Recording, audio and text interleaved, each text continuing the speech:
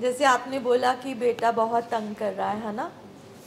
अब डे 1 जब अब हम हॉस्पिटल में होते हैं तो हम यही समझाने की कोशिश कर रहे होते हैं कि जो ब्रेन डिसऑर्डर है, ठीक है, ब्रेन डिसऑर्डर में हमारा जो चिम ब्रेन होता है, जानवर दिमाग, ठीक है, वो ताकतवर हो जाता है और जो हमारी मत होती है, जिसको एक्चुअली ज़्यादा ताकतवर होना चाहिए, वो कमज़ोर हो जाती है। तो अब जितने साल पेशेंट बीमार रहता है, जब से नशा आया होता है, ठीक है, और उससे पहले उसकी जो पर्सनालिटी में डिफेक्ट्स होता है, जो उसके अंदर चीज़ें होती हैं, जो उसकी आदतें होती हैं, जो उसकी पर्सनालिटी होती है, मतलब आप सोचो नशे से पहले और नशे के बाद जो जो होता है वो चीज़ें पक जाती हैं। अब वो धीरे धीरे जानी है। जैसे जितनी बार वो बोलता है मुझे जाना है, मुझे जाना है, उतनी बार उससे डबल बार आप पूछते हो, ये बोलता जा रहा है, बोलता जा रहा है, बोलता जा रहा है। हमारे भी पैटर्न्स वो बन चुके हैं। तभी ये बीमारियों का जो ट्रीटमेंट है वो टाइम लेता है। अब आप खुद सोचो, आप कोई भी ऐसी बात याद करो जो बचपन से लेकर अभी तक आपके अंदर बैठी हुई है और आप उसे भूलने की कोशिश करो, आप उससे निकलने की कोशिश करो, नहीं निकला जाता। अभी कि हमारा दिमाग ठीक है, पेशेंट का तो ख़राब हो चुका है, तो उसकी पूरी जो दिमाग की मशीनरी है वो ही ख़राब हो चुकी है। उसमें जो मत है वो धीरे धीरे धीरे धीरे ट्रेन कर रही है। मैं बहुत बार फैमिलीज़ को बोलती हूँ, जब फैमिलीज़ थक जाती हैं इलाज में भी थक जाती हैं, जब फैमिलीज़ को लगता है अभी भी वैसे बात कर रहा है, अभी भी वैसे बात कर रहा है, तो मैं फैमिलीज़ को बोलती हूँ थोड़ा पीछे देखो। जिस दिन आप आए थे, जिस कंडीशन में आए थे, थोड़ी सी भी डिग्री कम हुआ है ना, बस ये देखना है। अगर हमें लग रहा है कि थोड़ा सा भी, चाहे 2% बेटर हुआ, इसका मतलब है हम सही दिशा में चल रहे हैं। अब इसके बाद रिकवरी को बेटर क्या चीज़ कर सकती है? सबसे पहले जितने स्ट्रॉन्ग हम होंगे, जब हम अड़ जाएंगे, ठीक है, क्योंकि पेशेंट ने पास्ट में हमें हर टाइम बना लिया होता है, गुस्से से, थ्रेटनिंग करके, इमोशनल ब्लैकमेल करके, प्लीड करके, तो उसके ब्रेन में ये मैसेज बैठा होता है इन्होंने मान ही जाना है, तो वो अपनी पूरी कोशिश करता है। इसलिए हम अपना सारा जोर ट्रेनिंग, फैमिली ट्रेनिंग पे लगा देते हैं कि जितनी स्ट्रॉन्ग आपकी रिकवरी। अब जैसे आप कल कमज़ोर पड़ गए, आप तो पेशेंट भी नहीं हो, कमज़ोर पड़ गए, वो तो बेचारा पेशेंट है। और जब आप कमज़ोर पड़ गए तो आप बेटे का नहीं सोच रहे थे, आपसे आपके बेटे की पेन नहीं देखी गई, तो आप अपना सोच रहे थे एज माँ, बेटे का नहीं सोच रहे थे। इसको प्यार कहते हैं? क्या प्यार सिर्फ अपने बारे में सोचने को बोलता है? तो इसीलिए तो रोज़ आपकी ट्रेनिंग के लिए बोलते हैं कि रोज़ मीटिंग सुनो, ये ट्रेनिंग में बैठो। आप ही नहीं ट्रेन हो रहे, हमारा तो दिमाग ठीक है, हम भी नहीं ट्रेन हो रहे, तो उसको कितना टाइम लग जाएगा। और हमारा पेशेंट भांप लेता है कि मेरी फैमिली के अंदर क्या चल रहा है। अगर आपके अंदर डर दिख जाता है उसको, तो उसका जानवर दिमाग कहानी बनाना शुरू कर देता है कि अब इनके डर को यूज करके मैं इनको कैसे फंसाऊं। क्योंकि आप अभी भी यहाँ पेशेंट को मिलने नहीं आते, अपने रिश्ते को ही मिलने आते हो। रिश्ता देखोगे तो बीमारी नहीं दिखेगी, बीमारी की चालाकी नहीं दिखेगी, पेशेंट बोल रहा है या मेरा बेटा बोल रहा है पता ही नहीं चलेगा डिफरेंस का। इसीलिए अटैचमेंट डिटैचमेंट सिखाया जाता है कि जब आप अस्पताल में आ गए, और वैसे भी आपका पेशेंट तो बहुत दूर रह गया, अब तो बीमारी है हमारे सामने, क्योंकि कोई हेल्दी ब्रदर ऐसी बात नहीं करेगा, हेल्दी बेटा ऐसी बात नहीं करेगा, हेल्दी हस्बैंड ऐसी बात नहीं करेगा। तो ये जो चीज़ आप बार बार मुझसे पूछ रहे हो, मैंने बार बार यही आंसर देना है। अच्छा, अपनी भी ग्रोथ हो रही है या नहीं हो रही? जो मैं फर्स्ट डे थी, आप एज मदर आई थी, क्या आप थोड़ी सी आगे बढ़ी है? ये देखना है बस ये है रिकवरी का प्रोसेस। कुछ भी ओवरनाइट जादू नहीं हो जाना, ये एक प्रोसेस है, इस प्रोसेस से हम निकल रहे हैं। सो इसमें टाइम लगेगा। अब वो कितना टाइम लगेगा, पेशेंट की बीमारी कितनी पक चुकी है, उसका दिमाग कितना डैमेज हो गया है, उसकी माइंड को रिपेयर में कितना टाइम लग रहा है, वो उसने अपना ही टाइम लेना है। बट हम फैमिलीज़ पेशेंट की रिकवरी को थोड़ा बढ़ा सकते हैं, मजबूत कर सकते हैं, अगर हम मजबूत हो जाएं। 2-3 बार ऐसे मैसेज दो, मान लीजिए अब आप मिलने आए हो, इतनी ठंड में मिलने आना, ट्रैवल करना, इस उम्र में आना मुश्किल है ना। और अगर आपका पेशेंट आपको बोलता है ले जाओ, आपका ना हाल चाल पूछ रहा है, हिम्मत करो, बोलो हम तो मिलने आए थे बेटा, ठीक है हम जा रहे हैं, करके दिखाओ। ये टफ लव है। तो आप क्या मैसेज दोगे कि बेटा ऐसे बातचीत नहीं चलेगी, हम तुम्हारे माँ बाप हैं। रिकवरी तो इस चीज़ की करनी है ना, क्योंकि इस बीमारी ने माँ बाप और बच्चे के दायरे ख़त्म कर दिए। बच्चे माँ बाप से डरते हैं, यहाँ पे माँ बाप बच्चे से डरने लगे। ये तो नहीं ठीक बात है ना। क्या रिकवर करना है? आप बाप हो, आप माँ हो, वो आपका माँ बाप नहीं है। तो जितना आप डरोगे, जितना आप उसकी जानवर दिमाग की भाषा को एक्सेप्ट करोगे, उतना रिकवरी डिले होगी। और कल आपने ये वीक एक्शन कर दिया। अब आपको अपने आप से बात करके ये डिसाइड करना है कि मुझे उसको खुश करना है, मुझे अपने आप को खुश करना है, या मुझे उसको और अपनी ज़िंदगी और घर को ठीक करना है। बिकॉज यहाँ पे 2 ही ऑप्शन है, या पेशेंट को खुश कर लो। पेशेंट को खुश करोगे तो क्या होगा? उसकी बीमारी बढ़ेगी, और हादसे होंगे, और चीज़ें होंगी, या फिर उसको ठीक कर लो। पेन दोनों जगह है। बीमारी भी बिना पेन के नहीं है, बहुत पेन है बीमारी में, और इलाज में भी पेन है। ये पेन है, दूर रहना पड़ रहा है, महसूस हो रहा है। बच्चा क्या महसूस करता है, उसको ऐसे देख के महसूस हो रहा है, ठीक बात है, लेकिन हमारे पास कोई थर्ड ऑप्शन नहीं है। अगर बीमारी की पेन को आप अपनाते हो तो वो पता है आपको कहाँ लेकर जाएगी, उसकी गारंटी है। अगर इस पेन को अपनाते हो तो रिवॉर्ड मिलने के चांसेस हैं, बीमारी ठीक होने के चांसेस हैं। बिकॉज एक रिकवरी प्रोटोकॉल ट्रीटमेंट का हमें साइंस ने दिया है कि this is how you can get into recovery, that's all. इस चीज़ को एक्सेप्ट करने में कई बार महीने लग जाते हैं। बैठ ज़रूर जाते हैं, मीटिंग्स भी अटेंड करते हैं, सुनते भी रहते हैं, बट जो अपने अंदर मोर अटैचमेंट है ना, हम उसी से नहीं डिटैच हो सकते। इसीलिए फैमिलीज़ की लगातार मीटिंग की रिक्वायरमेंट है। तो ये वाला जो वीक एक्शन है, ये जब पेशेंट ने भांप लिया तो आपने उसको 10 दिन पीछे कर दिया। यहाँ पे आप इसका नुकसान समझो, क्योंकि फिर से उसका जानवर दिमाग जाग गया कि अब मैं माँ बाप को कुछ ऐसा कहूँगा कि मेरी बात बन जाएगी। ये वाली चीज़ करनी है। कोई और बात, कोई और क्वेश्चन? पेशेंट यहाँ से निकलना क्यों चाहता है? आप पेशेंट को निकालना क्यों चाहते हो? नहीं, मैं नहीं निकालना चाहता। सपोज आप निकालना चाहते हो, क्यों कहते हैं? जल्दी चाहते हैं बिल्कुल, दोबारा उसी पोजीशन बिल्कुल क्रेविंग है उनकी, उनकी तलब है, उनके दिमाग को एक जगह पर एक लाइफस्टाइल में रहने की आदत हो गई है, वो उनका कंफर्ट जोन बन चुका है।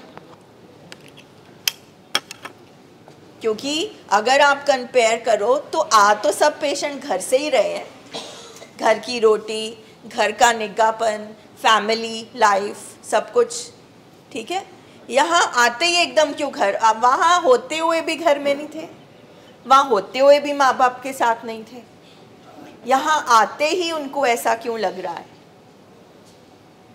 सिर्फ और सिर्फ उनका जो दिमाग है वो एक जिंदगी जीना सीख चुका है, और सिर्फ इनका बेटा नहीं कर रहा, आपका भी बेटा कर रहा, सबका पेशेंट ऐसे करता है। अर्शदीप के पापा से पूछो, अब तो वो रिकवरी में है, वो भी ऐसा ही करता था, सब करते हैं। इसका मतलब हैंस प्रूव्ड कि ये एक बीमारी है और ये इसका लक्षण है जिसको कहते हैं डिनायल, नहीं मानना।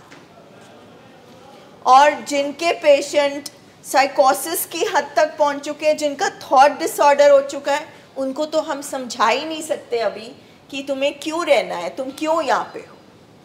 जैसे आपके केस में मूड के साथ साथ थॉट डिसऑर्डर हुआ है, इनसाइट आने में टाइम लगेगा। तो जितना पेशेंट आपको तंग कर रहा है, उससे उसका एक ही मतलब है, बीमारी बहुत बड़ी हुई है।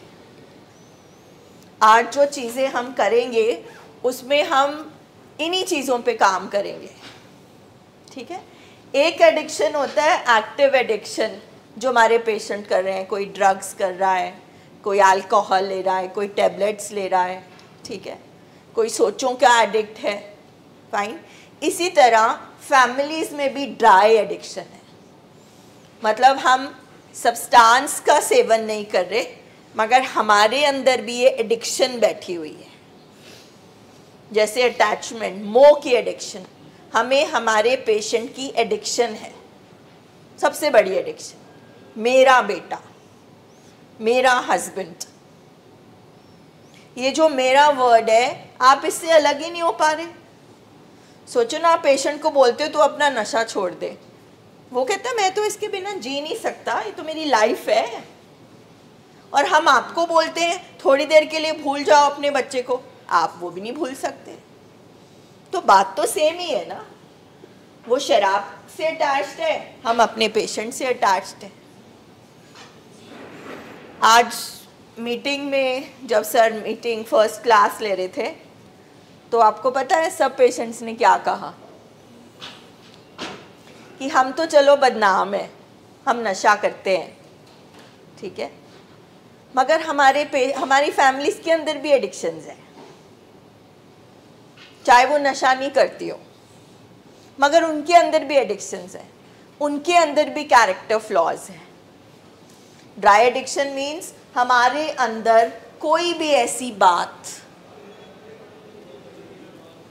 जिसकी वजह से हमारा नुकसान होता है।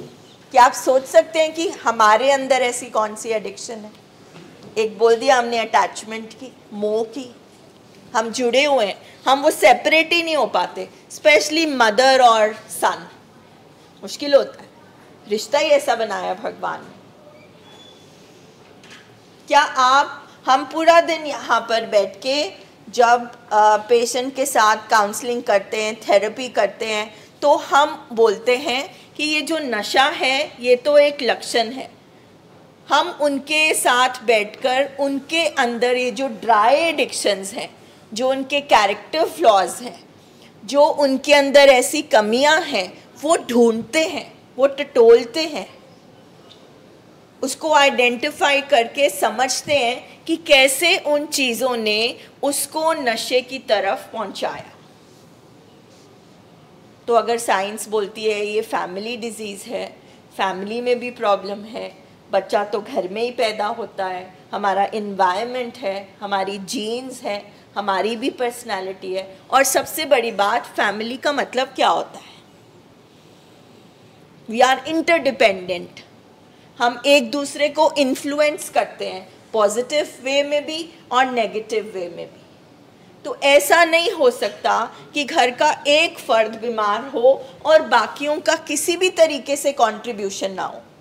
हम ये बिल्कुल भी नहीं कहते कि हम अपने पेशेंट को जानबूझ के बीमार करते हैं, ऐसा नहीं होता। मगर ये सारा का सारा प्रोग्राम इसी चीज़ पे बेस्ड है कि हम हमारे घर में, हमारे माहौल में, हमारे अंदर, हमारे पेशेंट के अंदर ऐसी कौन सी कमज़ोरियां हैं जो नशे की तरफ लेकर गई, जिनकी वजह से बीमारी हमारे घर में आई।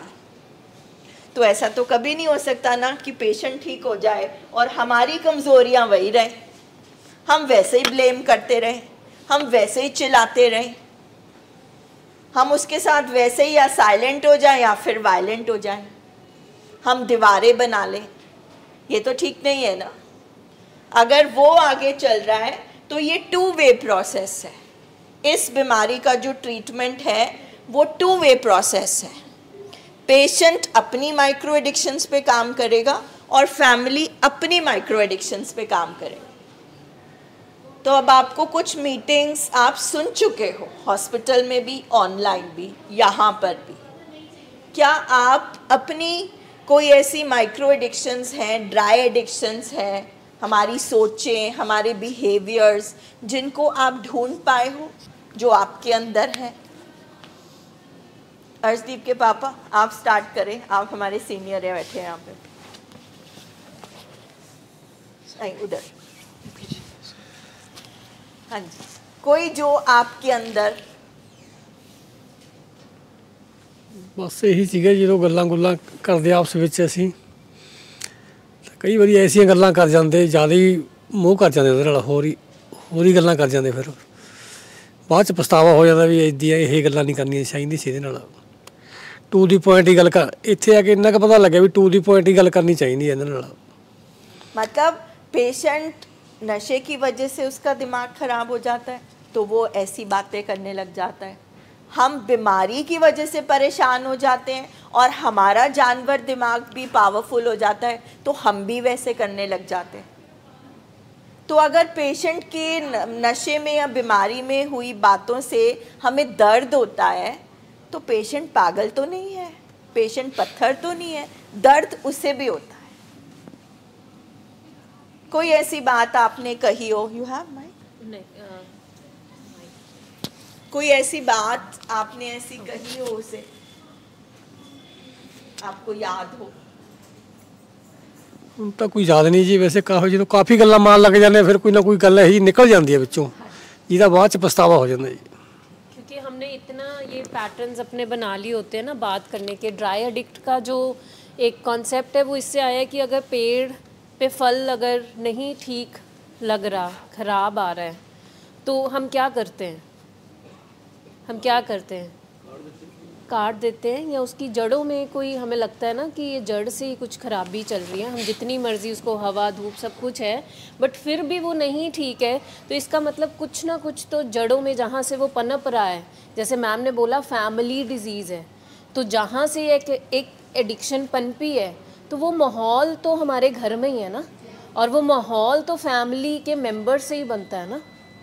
चाहे आप लोगों ने नशा नहीं किया, फैमिली में हर एक मेंबर जो है वो नशा नहीं कर रहा, बट कुछ ना कुछ तो हमारे बात करने के तरीके में, हमारी बातों को समझने के तरीके में, या बात को समझाने के तरीके में कुछ ऐसे तौर तरीके पड़े हुए हैं जो कि इतने इफ़ेक्टिव नहीं रहे ओवर द ईयर्स।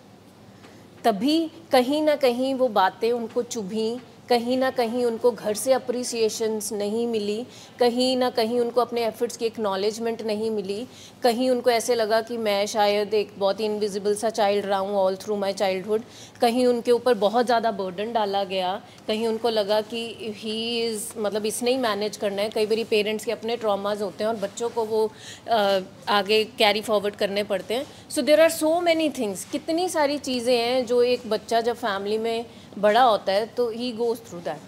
ठीक है, तो आज जब आप लोग यहाँ पे बैठे हो तो हम ये चाहते हैं कि हम आइडेंटिफाई करें कि हमारी तरफ से वो जो जड़ों में है वो कौन सी चीज़ें आ गई हमारी फैमिली में और नेचुरली आई हैं। आप लोगों ने जान के नहीं करा, आप लोगों ने बिल्कुल भी इंटेंशनली नहीं वो करा, वो कुदरती कुछ आपके तौर तरीके ऐसे बन गए हैं। बट आज के दिन में यहाँ बैठ के इस ग्रुप मीटिंग्स का ये फ़ायदा है कि आप आइडेंटिफाई कर सकते हो कि कौन से मेरे ऐसे तौर तरीके हैं जो मुझे आज बदलने चाहिए।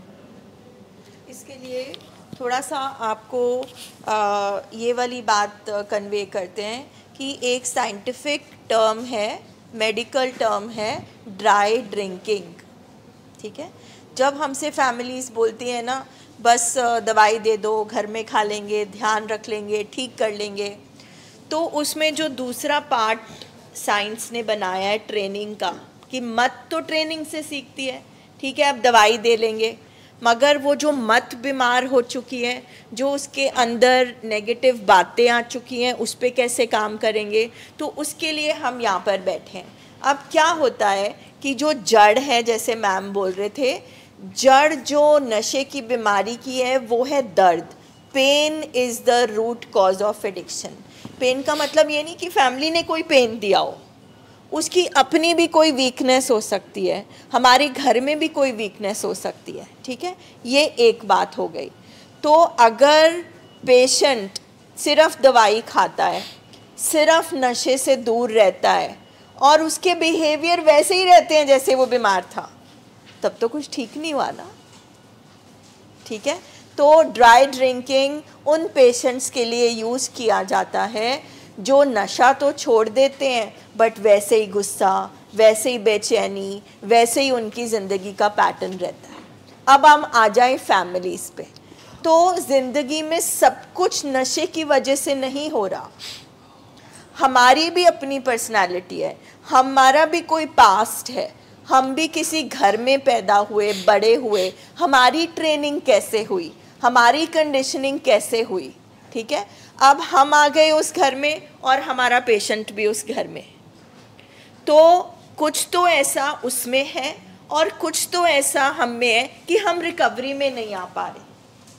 तो ये प्रोग्राम यही सिखाता है कि पेशेंट अपनी ड्राई ड्रिंकिंग पे, ड्राई एडिक्शंस पे काम करे, फैमिली अपनी ड्राई एडिक्शन पे काम करे। जैसे अटैचमेंट एक एडिक्शन है, मैं इतनी अटैच्ड हो गई कि मैं अपने आप को अलग ही नहीं कर पा रही हूँ और अपने बच्चे को रिस्पॉन्सिबल ही नहीं बना पा रही।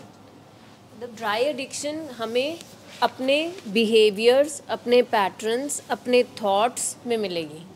अगर आपको जानना है कि आप की एडिक्शन, आप ड्राई एडिक्शन से आप मतलब आप में ड्राई एडिक्शन है, वो कैसे पता चलेगा? जब आप अपने बिहेवियर्स को इंट्रोस्पेक्ट करोगे, जब आप अपने थॉट्स को इंट्रोस्पेक्ट करोगे। अब कैसे देखते हैं हम फैमिलीज़ में कि जैसे फैमिली में कोई एडिक्शन नहीं चल रही है बट एक rigidity, there is no flexibility in the family. Father ये कहते हैं कि जो मैंने बोल दिया वैसे ही होना है। एक हाँ, वो पत्थर की लकीर है। मदर की एक बहुत ज़्यादा अनहेल्दी अटैचमेंट है, ठीक है। ऐसी बातें, बिल्कुल ज़ीरो कम्युनिकेशन है, कोई भी आपस में हम दिल खोल के बात नहीं कर पाते, ठीक है। देयर इज़ मतलब कोई ऐसी फ्री स्पेस नहीं है जिसको हम इमोशनल स्पेस कहते हैं, जहाँ पे फैमिली मेम्बर्स एक दूसरे से बात कर सकते हैं। सो ऐसी फैमिलीज़ का जो एनवायरनमेंट रहता है वहाँ पे पनपती है एडिक्शन, क्योंकि हमने आइडेंटिफाई नहीं ना किए। हम देखते हैं यहाँ पे, हम जब फैमिलीज से बात करते हैं, अग्री करेंगे नमता मैम भी, कि हमें पता चल जाता है कि फादर में एडिक्शन तो नहीं है बट कहीं ना कहीं इनके बिहेवियर में कुछ ना कुछ तो गड़बड़ है। ही वॉन्ट्स द थिंग्स मतलब at his place, his way all the time, ठीक है। एंड बच्चे की, बेटे की अपने फादर से बन ही नहीं रही है, ठीक है। And at the same time mother की इतनी ज़्यादा इमोशनल अटैचमेंट है, वो फादर से छुप छुप के उसको सारा कुछ दे रहे हैं, पैसे भी दे रहे हैं, ठीक है, लेट आ रहा है उसके लिए दरवाज़ा भी खोल रहे हैं। सो ऐसी चीज़ों में मुझे बताओ कौन सी चीज़ बढ़ेगी हमारी एडिक्शन। और आप ऐसे सोचो कि ये बीमारी को कनिंग कहा गया है ना, हम हर उसमें सुनते हैं। तो एक चालाक चोर हमारे घर के बाहर हमेशा बैठा है, जिसने हमारी कोई भी कमज़ोरी पकड़ लेनी है। बीमारी इतनी चालाक है कि वो घर को पूरा टाइम वॉच करती है, हमारे फैमिली मेम्बर्स को, हमारे घर के माहौल को, हमारे पेशेंट को। तो उसे जब मौका मिला उसने अटैक कर देना है, ठीक है। पाकिस्तान 24 घंटे में कभी भी अटैक कर सकता है, चाइना 24 घंटे में कभी भी अटैक कर सकता है। तो हमारी फौज क्या करेगी?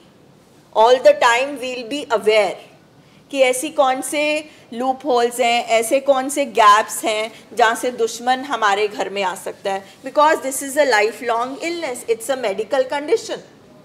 बीमारी अंदर ही है, हम सिर्फ इस दायरे में, बाउंड्री में ठीक रह सकते हैं। तो हम अपने आप को ऐसे कैसे मजबूत कर सकते हैं, वो हम यहाँ पर सीख रहे हैं। तो आज by the end of the meeting सब अगर कोई ऑलरेडी अवेयर है कि हमारे में ये बात है जिसकी वजह से बीमारी अटैक कर देती है, तो आप शेयर करें। आप सर, कोई भी जिसके दिमाग में ऑलरेडी ये बात हो। हाँ जी, सत श्री अकाल जी। जस्ट ਤੁਸੀਂ ਕਹਿ ਰਹੇ ਸੀ ਵੀ ਸ਼ਾਇਦ ਮਾਂ-ਬਾਪ ਦਾ ਹੁੰਦਾ ਵੀ ਰੂਲ ਵੀ ਬੱਚਿਆਂ ਨੂੰ ਆਪਾਂ ਸਮਝ ਨਹੀਂ ਪਾ ਰਹੇ, ਵੀ ਉਹਨਾਂ ਨੂੰ ਟੌਰਚਰ ਕਰਦੇ ਆ, ਇਸ ਤਰ੍ਹਾਂ ਹੁੰਦਾ ਹੈ। ਪਰ ਮੈਨੂੰ ਕੁਝ ਚੀਜ਼ਾਂ ਠੀਕ ਲੱਗਦੀਆਂ, ਕੁਝ ਨਹੀਂ ਲੱਗਦੀਆਂ। ਮੇਰਾ ਸਵਾਲ ਹੈ, ਇਹਦੇ ਉੱਤੇ ਕੋਈ ਟਿੱਪਣੀ ਨਹੀਂ ਹੈ। ਜਿਸ ਤਰ੍ਹਾਂ ਕਿ ਮੇਰੇ ਫਾਦਰ ਸਾਹਿਬ ਸੀਗੇ, ਮੇਰੇ ਦਾਦਾ ਜੀ ਸੀਗੇ। ਹੁਣ ਜਿਵੇਂ ਆਪਾਂ ਕਹਿੰਦੇ ਵੀ ਆਪਾਂ ਜਿਵੇਂ ਬੱਚੇ ਕਹਿ ਰਹੇ ਤੇ ਆਪਾਂ ਉਸ ਤਰੀਕੇ ਨਾਲ ਚੱਲੀਏ, ਬਟ ਜਦੋਂ ਮੇਰੇ ਦਾਦਾ ਜੀ ਸੀਗੇ ਉਹ ਤਾਂ ਜੋ ਕਹਿੰਦੇ ਸੀ ਉਹੀ ਹੁੰਦਾ ਸੀ। ਸਾਰੀ ਫੈਮਿਲੀ 'ਚ ਕਿਸੇ ਦੀ ਹਿੰਮਤ ਹੀ ਨਹੀਂ ਹੁੰਦੀ ਸੀ ਵੀ ਕੋਈ दूसरा बच्चा किसी पासे चलिया भी जाए। हम ये बिल्कुल भी नहीं कह रहे, सबसे पहली बात ठीक है ना। कि उस तो बाद मेरे फादर साहब आ गए, मैं आ गया, तीसरे नंबर ते आ गया।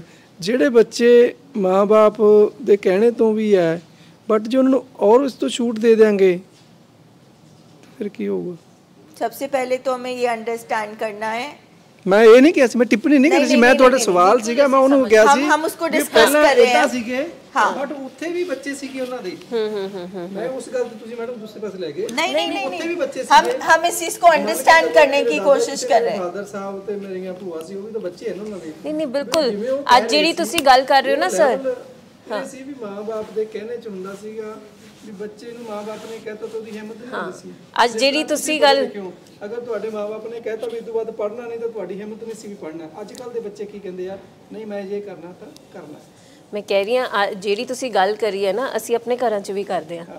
ਮਤਲਬ ਇਹ ਅੱਜ ਘਰ ਘਰ ਦੀ ਕਹਾਣੀ ਹੈ। ਜੇ ਮੈਂ ਆਪਣੇ ਮੇਰੀ ਬੇਟੀ ਹੈ, ਅਸੀਂ ਕਹੀਏ ਨਾ ਕਿ ਜਿਸ ਤਰ੍ਹਾਂ ਅਸੀਂ ਆਪਣੇ ਪੇਰੈਂਟਸ ਵਾਸਤੇ ਸੀਗੇ, ਅੱਜ ਕੱਲ੍ਹ ਦੇ ਬੱਚੇ ਨਹੀਂ ਹੈਗੇ। ਬਟ ਇਹ ਹੈ, ਪਰ ਇਹ ਹੈਗਾ ਕਿ ਅਸੀਂ ਉਹ ਤੌਰ ਤਰੀਕੇ ਲੈ ਕੇ ਅੱਜ ਦੀ ਦੁਨੀਆ ਕਹਿੰਦੇ ਆ ਕਿ ਚੇਂਜ ਜਿਹੜਾ ਹੈ ਨਾ ਇਜ਼ ਦੀ ਓਨਲੀ ਕॉन्स्टेंट।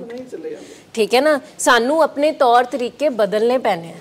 सबसे बड़ी बात है कि आपको एक एग्जांपल मैं देती हूँ कि मैंने एक प्लेवे रन किया था जिसमें वो छोटे बच्चे आते हैं ना, छोटा बच्चों का स्कूल। तो एक बार एक मदर मेरे पास आई, अब वो 4.5 साल का बच्चा, और उसकी मदर कहती मैम इसको समझाओ, ये रात को 12 बजे तक फ़ोन यूज़ करता है। तो पहले मैं बच्चे को देखूँ, फिर मैं माँ को देखूँ। ठीक है कि वो 4.5 साल का बच्चा है, उसको नहीं पता क्या सही है क्या गलत है, और मेरे पास वो 4 घंटे बच्चा आ रहा है, घर में माँ है, तो वो उसके हाथ में फ़ोन आ ही कैसे सकता है। तो हम यहाँ पर ये सीखते हैं, हम ये नहीं कहते कि बच्चे नहीं सुनते। अगर हमने बचपन में, साइंस का मानना है 5 साल की उम्र तक आपका नेचर स्वभाव बनना शुरू हो जाता है। अगर आपके घर में दायरे नहीं होते, ठीक है, हम ये नहीं बोल सकते 5 से 7 साल की उम्र में हमने सब कुछ बच्चे को दिया और सडनली जब वो 16 साल पे रिवोल्ट करने लगा, वो 1 साल में नहीं रिबेल करता या रिवोल्ट करता या बगावत करता है। अगर हमारे घर में बाउंड्रीज होती हैं, ठीक है, माँ बाप ऊपर आते हैं, बच्चा नीचे आता है, घर में हमेशा एक हायरार्की होती है। ठीक है, ऐसा क्यों हो गया कि आज माँ बाप बच्चे से डर रहे हैं? यानी कहीं ना कहीं हमने दायरा नहीं बनाया, कहीं ना कहीं हमने बाउंड्री नहीं बनाई कि वो बाप की स्पेस में बेटा आ गया। ये एक टाइम में होता है, ठीक है। दूसरा ये होता है कि बाप सिर्फ अपनी स्पेस की रिस्पेक्ट करता है, वो कभी भी नहीं बच्चे को सुन रहा। हमारे पास अच्छी गंदी फैमिलीज नहीं आती, फैमिली सारी अच्छी है, कोई नहीं चाहता घर में ऐसा माहौल हो, ये बीमारी हो, सब दुखी हो, परेशान हो। मगर यहाँ पर बैठकर हमने खुले दिमाग से सुनना है, समझना है और आइडेंटिफाई करना है, और इस बात को मानना है कि यहाँ पे अस्वस्थ परिवार आते हैं, अनहेल्दी फैमिलीज। तो हमारे घर में ऐसी कौन सा अनहेल्दी एलिमेंट है जो हमने नहीं लगाया? जैसे हम बोलते हैं आप डरते हो एज बाप, आप वापस बाप बनो। वो आपका बाप नहीं है। अगर वो आज बदतमीजी से बोल रहा है, उसको चेक करो सही तरीके से कि बेटा ऐसे नहीं बोला जाएगा, हमने आज तक सुना, ठीक था, वो हमारी गलती थी, अगर आपको बात करनी है तो बात करने का तरीका सीखना पड़ेगा। ट्रेनिंग हो रही है ना, ये ट्रेनिंग प्रोग्राम है। क्यों माँ बाप इतना डर डर के बच्चे को मिल रहे हैं? अगर आज का आपका बच्चा मिसबिहेव करता है, उठो चले जाओ। ये ट्रेनिंग प्रोग्राम है, ये ट्रेनिंग प्रोग्राम है, हमें सीखना पड़ेगा। आप जो कह रहे थे उसका जवाब इसमें भी है कि मैं माँ हूँ, मेरे 3 बच्चे हैं, मैंने 3 बच्चों को साफ सेम खाना खिलाया, 2 का पेट ठीक रहा, तीसरे का पेट खराब हो गया। अब खाने में गड़बड़ नहीं है, उसको नहीं पचा, तीसरे वाले को नहीं पचा, हो सकता है उसका पेट कमज़ोर हो, उसकी पर्सनालिटी ऐसी हो। तो जो मेरे पेरेंट्स ने मेरे साथ किया, जो आपके पेरेंट्स ने, हमें पच गया, हमारी पर्सनालिटी उसको पचा पाई। हमारे बच्चा क्यों नहीं पचा पा रहा? क्यों वो आज हमारी बात नहीं सुन रहा? कहीं ऐसा तो नहीं कि हमने कभी बाउंड्री ड्रॉ ही नहीं करी, हम उसी की करते गए। अब जब छोटा बच्चा होता है वो तोतली आवाज़ में ना कुत्ते को तुत्ता बोलता है, तुत्ता, कितना खुश होते हैं हम, देखो तुत्ता बोल रहा है ना। अब वही बच्चा अगर 15 साल में कुत्ता बोले तो उसको एक झपाट पड़ेगा। तो बच्चे को ये नहीं समझ में आता कि पहले तो कुत्ते कहने पे हंसते थे, अब मेरा कुत्ता कहने पे मुझे डांट रहे हैं। सो प्रॉब्लम मुझे लगता है नमता मैम यहाँ आती है कि या तो बिल्कुल ज़ीरो बाउंड्रीज़ हैं हमारे घर में, या फिर सीधा हमने वॉल्स क्रिएट की हुई हैं। ठीक है, एक बाउंड्रीज आप समझो ना, बनेरे, जैसे पुराने घरों में बनेरे होते थे ना, हम एक दूसरे की छत पे जाते थे, गुड्डी उड़ाते थे, वापस आ जाते थे, खेलते थे, है ना। अब बड़े बड़े घर हो गए, बड़े बड़ी दीवारें हो गई, अब तो पता भी नहीं है पास आस पड़ोस में कौन रहता है ना। सो ऐसी ही जो है वॉल्स हमारे घर में, हमारे कमरों में क्रिएट हो चुकी है। हमें पता ही नहीं है कि जो हमारा बच्चा साथ वाले कमरे में है उसकी ज़िंदगी में क्या चल रहा है, क्या दुख सुख चल रहा है, क्या वो कर रहा है अपनी लाइफ के साथ, हमें पता ही नहीं है। तो या तो बिल्कुल ज़ीरो बाउंड्रीज़ हैं जहाँ पे हम बिल्कुल उसकी लाइफ ना कंट्रोल करना चाहते हैं, कि हम इतनी ज़्यादा बिल्कुल उसको स्पेस ही नहीं दे रहे, हम ये नहीं सोच रहे कि हम इसको कोई बस गलती ना करने दें, इसकी ज़िंदगी में कुछ ऐसा ना हो जाए कि इसको ठोकर लग जाए, हम उसकी लाइफ जीना चाहते हैं।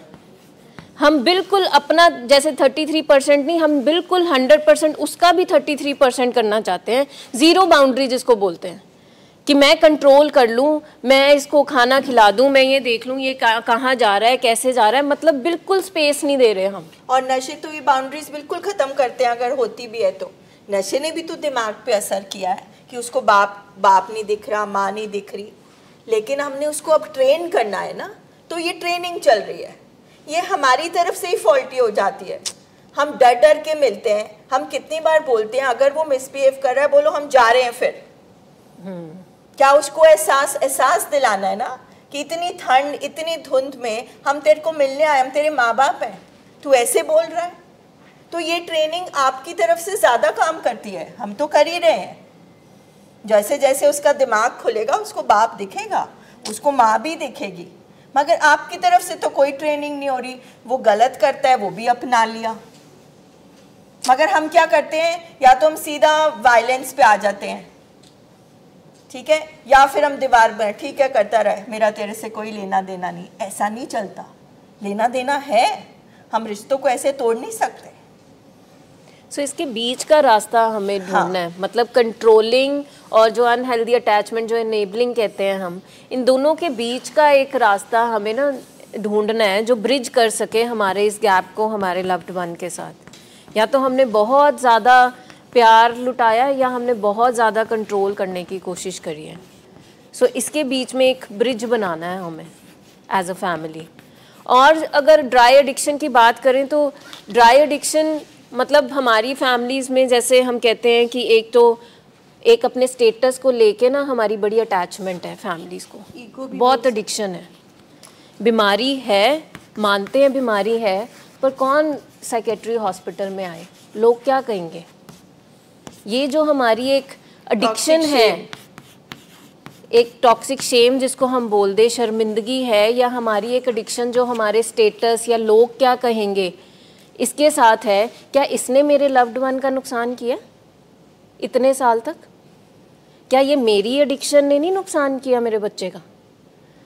मैं ये बोल रहा हूँ कि ये नशे कर रहा है, अपना नुकसान कर रहा है, भाई उसका दिमाग तो कॉम्प्रोमाइज़ हो गया है, मेरी जो एडिक्शन है वो कहाँ है, मेरी पैसे के साथ जो एडिक्शन है फैमिली की वो कहाँ है। और नशा तो बाद में आता है मैम, उससे पहले हमारे बिहेवियर्स भी होते हैं।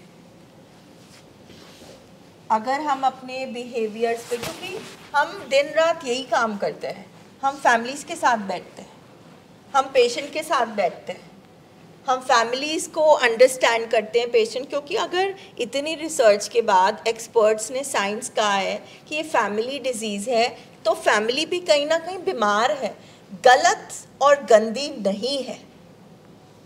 हमारे अंदर भी कुछ माइंडसेट बने हैं, हमारे भी कुछ बिलीफ सिस्टम है, तो हम वो अंडरस्टैंड, क्योंकि एंड ऑफ द डे हमें क्या चाहिए, हमें एक हेल्दी बच्चा चाहिए और हेल्दी फैमिली चाहिए। तो हमें बीमारी के कीटाणु को घर से निकालना पड़ेगा। अगर फादर बच्चे को कभी चेक नहीं करता वो भी गलत है, हमेशा ही कंट्रोल करता है वो भी गलत है। हमारे कर्नल साहब का ट्रीटमेंट हुआ था, लुधियाना से आते हैं वो 60 इयर्स की एज पे उनका ट्रीटमेंट हुआ था, 58 या 60, ठीक है।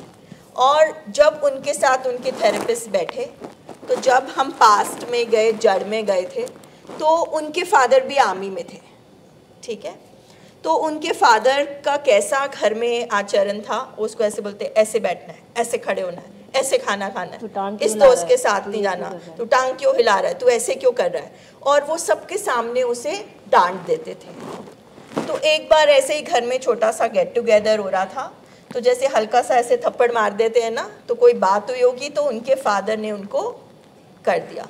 अब ये याद रखिए कि जब वो यहाँ पर आए, उनके फादर इस दुनिया में नहीं थे, मगर कहते वो जिस दिन पहली बार उन लोगों के सामने उन्होंने थप्पड़ जैसा मुझे मारा ना, मैंने दिमाग में सोच लिया इसको नहीं मैं छोड़ूंगा, ये मेरा बाप नहीं है आज से, ठीक है। इसी तरह आहिस्ता आहिस्ता 2-3 साल बीते, 11th-12th में वो हॉस्टल में गए। अब हॉस्टल में मोस्टली बियर, अल्कोहल, सिगरेट ये सब शुरू हो जाता है, ठीक है। तो उन्होंने पहली बार नशा किया। अब नशा कुछ तो करता है ना, हमारे बांध तोड़ देता है, हमारी बाउंड्रीज तोड़ देता है, हमारे वैल्यू सिस्टम को, ठीक है। तो वो जब घर आए पहली बार छुट्टियों में, तो वो बियर ऑन एंड ऑफ पी रहे थे। तो ऐसे ही आते ही उनके फादर ने उनको क्वेश्चन करना शुरू कर दिया, जैसे आर्मी में करते हैं ना, क्या क्या चल रहा है तुम्हारा, ये है वो है हमेशा।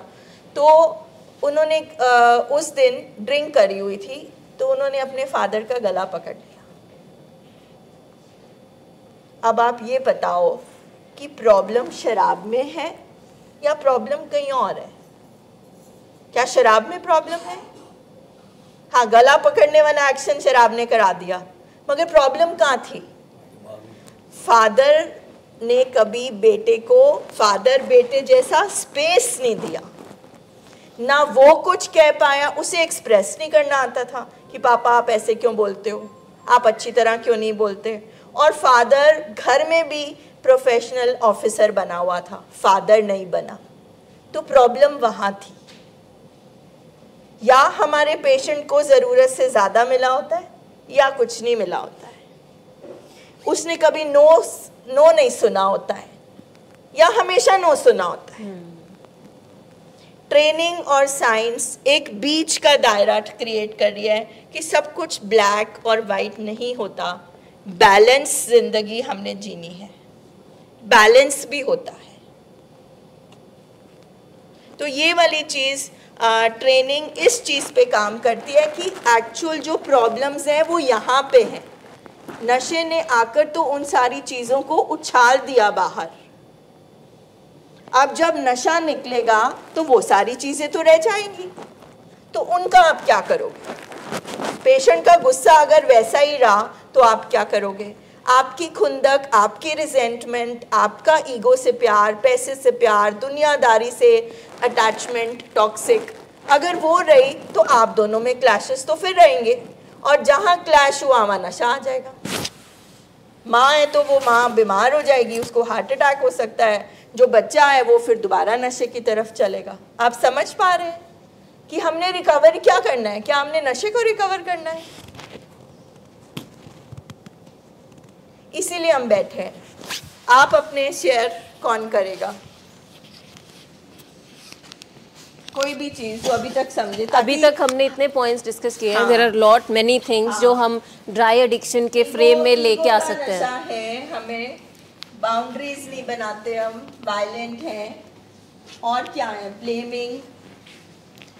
एक अगर हम और बात करें तो हमें एडिक्शन ना अपनी बच्चे से जो एक्सपेक्टेशंस है ना, उससे बहुत ज़्यादा एडिक्शन है। अगर मैंने अपनी ज़िंदगी में कुछ नहीं कर पाई, सो मैं वो पूरा बोझ किस पे फेंक दूंगी, अपनी बेटी पे, कि ये मैं नहीं अपनी ज़िंदगी में कर पाई ना, अब ये मेरे सपने पूरे करेगी। ठीक है, यहाँ पे हम कई फैमिलीज़ देखते हैं, एंड स्पेशली फादर्स के साथ ऐसे होता है, मतलब वो बड़ी उन्होंने मेहनत करी होती है कि हमने जी मैम बहुत तंगी वाले दिन देखे हैं, मैं तो कोई ऐश नहीं की, कोई नहीं, पर इनू मैं पहले दिन तो ना कभी कोई तंगी नहीं आन दी, क्योंकि जेड़े मैं अयाशी नहीं की, जेड़े मैं मौज नहीं की ना, मैं हमेशा चाहा मेरा बच्चा करे। मतलब जो मैंने नहीं किया ना, वो मैं क्या अपने बच्चे के थ्रू मैं पूरा करना चाहता हूँ। कि ये एडिक्शन ये क्या है कि मैं नहीं पढ़ पाई, मैंने इतना जोर लगा दिया, मेरा बच्चा अभी पढ़ाई में ठीक नहीं है, पर मैं नहीं कर पाई ना, मैं पीएचडी नहीं कर पाई, मैं डॉक्टर नहीं बन पाई, वो मैंने सारा जोर किस पे लगा दिया, मैंने बच्चे से कभी पूछा ही नहीं कि वो करना क्या चाहता है। तभी मैम जब फैमिलीज कहती हैं कि ये अपनी जिम्मेवारी नहीं समझता, ये जिम्मेवारी नहीं संभालता, तो आप देखो कि बाबा जी ने हमारे दिमाग में, जो हमारे पेशेंट बाहर से डोपामिन लेते हैं नशों में, हैप्पी केमिकल, ठीक है, वो अंदर ही बनने की पूरी फैक्ट्री बनाई है।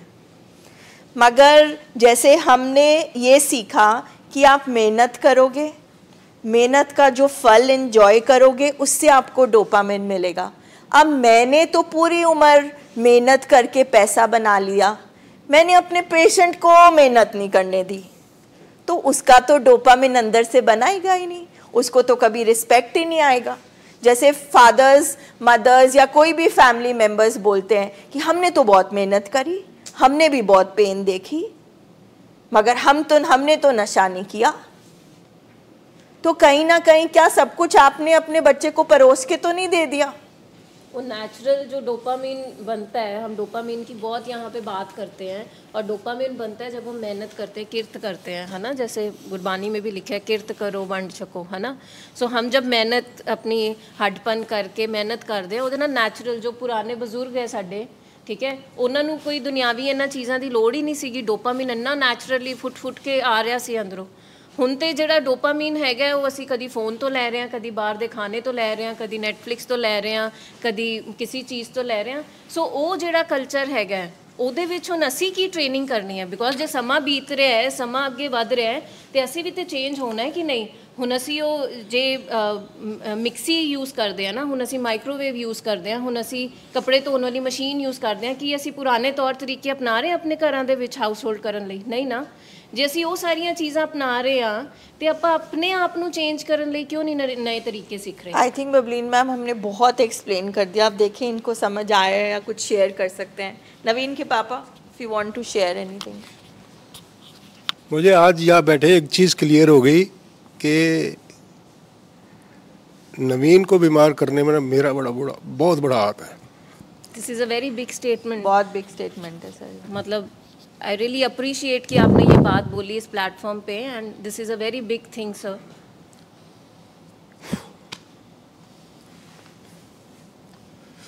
जब तक ये 10th में था, चलो मेरा जॉब में भी अच्छा हिसाब किताब था, सब रिलेशन मेरे सोर्सेज भी अच्छे थे, तो मेरे को ये डोंट वरी यार, कोई बात नहीं, कर लेंगे। मुझे याद है कि इसको स्कूल में इसका झगड़ा हो गया, मॉडल स्टडी स्कूल में पढ़ता था ये 10th में, तो थोड़ा सा क्योंकि मेरे में ही ईगो थी कि मैं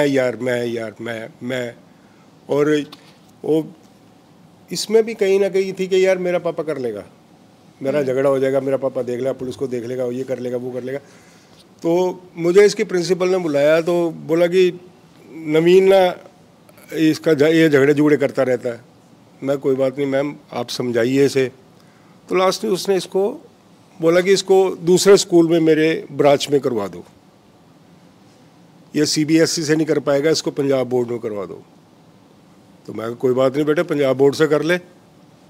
मैंने इसको ये मैं जताने की कोशिश ही नहीं की कि क्यों ऐसा बच्चे क्यों हुआ, पेन नहीं महसूस होने दी। हाँ कोई बात नहीं। वहाँ गए तो जहाँ इसका एग्ज़ाम थे वहाँ पर भी जाकर जो होते हैं इनके चेकर वगैरह उनको भी जाके मिल लिया तो हो गया। उसके बाद में इसने बोला मैं तो +1 +2 नहीं करूँगा, डिप्लोमा करूँगा। मैं चल डिप्लोमा कर ली। डिप्लोमा भी इसको मैंने वहीं करवाया, ये माना वाले कॉलेज, साई कॉलेज जो है वो मेरे रिलेटिव्स में से ही है, उन्हीं का ही था। वहाँ भी हुआ तो वहाँ भी इसका चला कि मैं कहा चल यार ठीक है, अब लड़के ऐसे ही होते हैं। पहले मैंने इसको बहुत लिबर्टी दी, लेकिन मैं इसको हमेशा कंट्रोल भी करता था। ये भी मेरी एक करैक्टर फ्लॉ कमी थी कि मैंने इसको कंट्रोल तब करना चाहा जब ये मतलब एक्सट्रीम्स हो गए। हाँ, पहले खुला फिर कंट्रोल किया। मतलब कि मैंने लेट को कर दिया, कोई बात नहीं यार ऐसे करते हैं, कोई बात नहीं ऐसे ही होता है। और जब मैंने इसको कंट्रोल करने की कोशिश की फिर इसमें मेरे में डिफरेंसेस आ गए। फिर ये कॉलेज चला गया, चलो इसने मेरा भी कहा, पापा की पोजीशन का भी फायदा उठाया, अकेलेपन का भी फायदा उठाया, चलो पैसे भी हैं। और उसके बाद में जब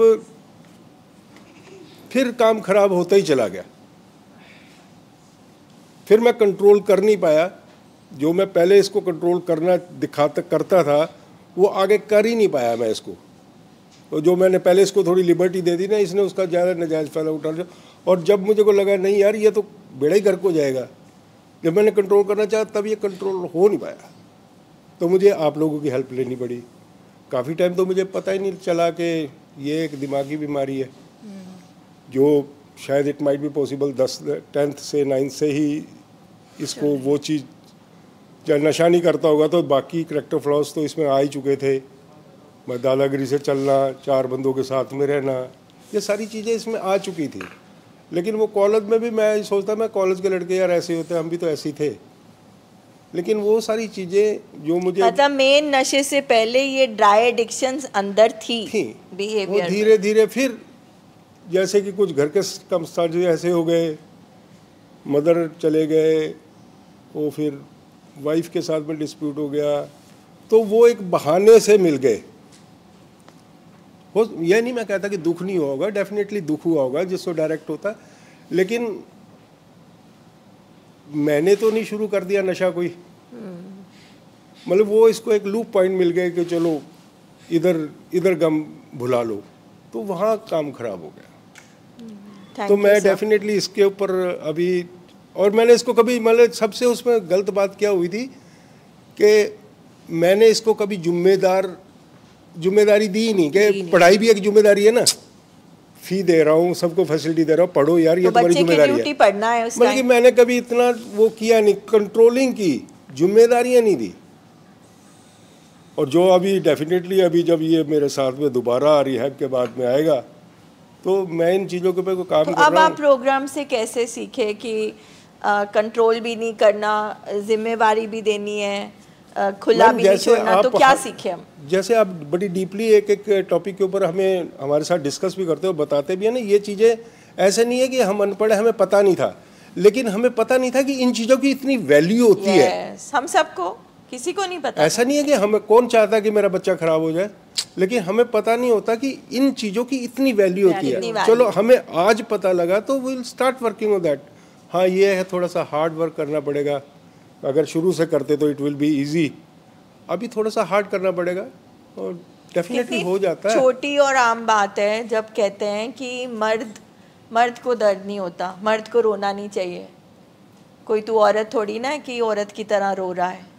कितनी छोटी बात है मगर कितनी बड़ी बात है कि हमारे मेन को, लड़कों को एक्सप्रेस करना सिखाया ही नहीं जाता। सबसे ज़्यादा हार्ट अटैक से हमारे मर्द मरते हैं। कितनी छोटी बात है ना, मगर हम ये सुन के बड़े हुए हैं। ये नहीं कि हम जानबूझ के कर रहे हैं, हम सुन के बड़े हुए हैं कि अंदर ही रखो, अंदर ही रखो। तो ये हम जो यहाँ बैठे हैं ना, अंदर रख रख के जो बैठे हैं वो हैं यहाँ पर। हमसे बचपन से ही पूछा जाता है क्या बनना है क्या नहीं, कितना इंटेलिजेंट है, अच्छा बुआ आई इसको पोइम सुनाओ, है ना। हमेशा सोसाइटी को हैप्पी करना, प्लीज़ करना, दिखाना हमारा बच्चा कितना होशियार है, या सोशल कोशेंट पे वर्क किया जाता है जहाँ सोसाइटी में दिखाना है या ये कितना है। इमोशंस EQ जिसका इंसान बना है कि हमारे इमोशंस हैं, फीलिंग्स हैं, गुस्सा आता है, ये नेचुरल बाबा जी ने दिया है। गुस्सा आना, खुशी होना, चिड़चिड़ापन होना, ये थोड़ा थोड़ा हम सबके अंदर है,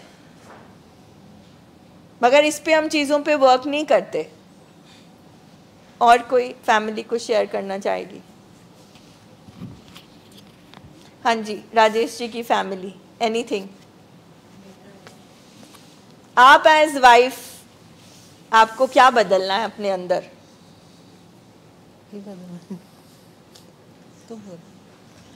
देखो हमने शर्म भी नहीं करनी, हमने शेयरिंग करनी है खुल के, क्योंकि यहाँ पे हम छोटी चीज़ के लिए नहीं बैठे।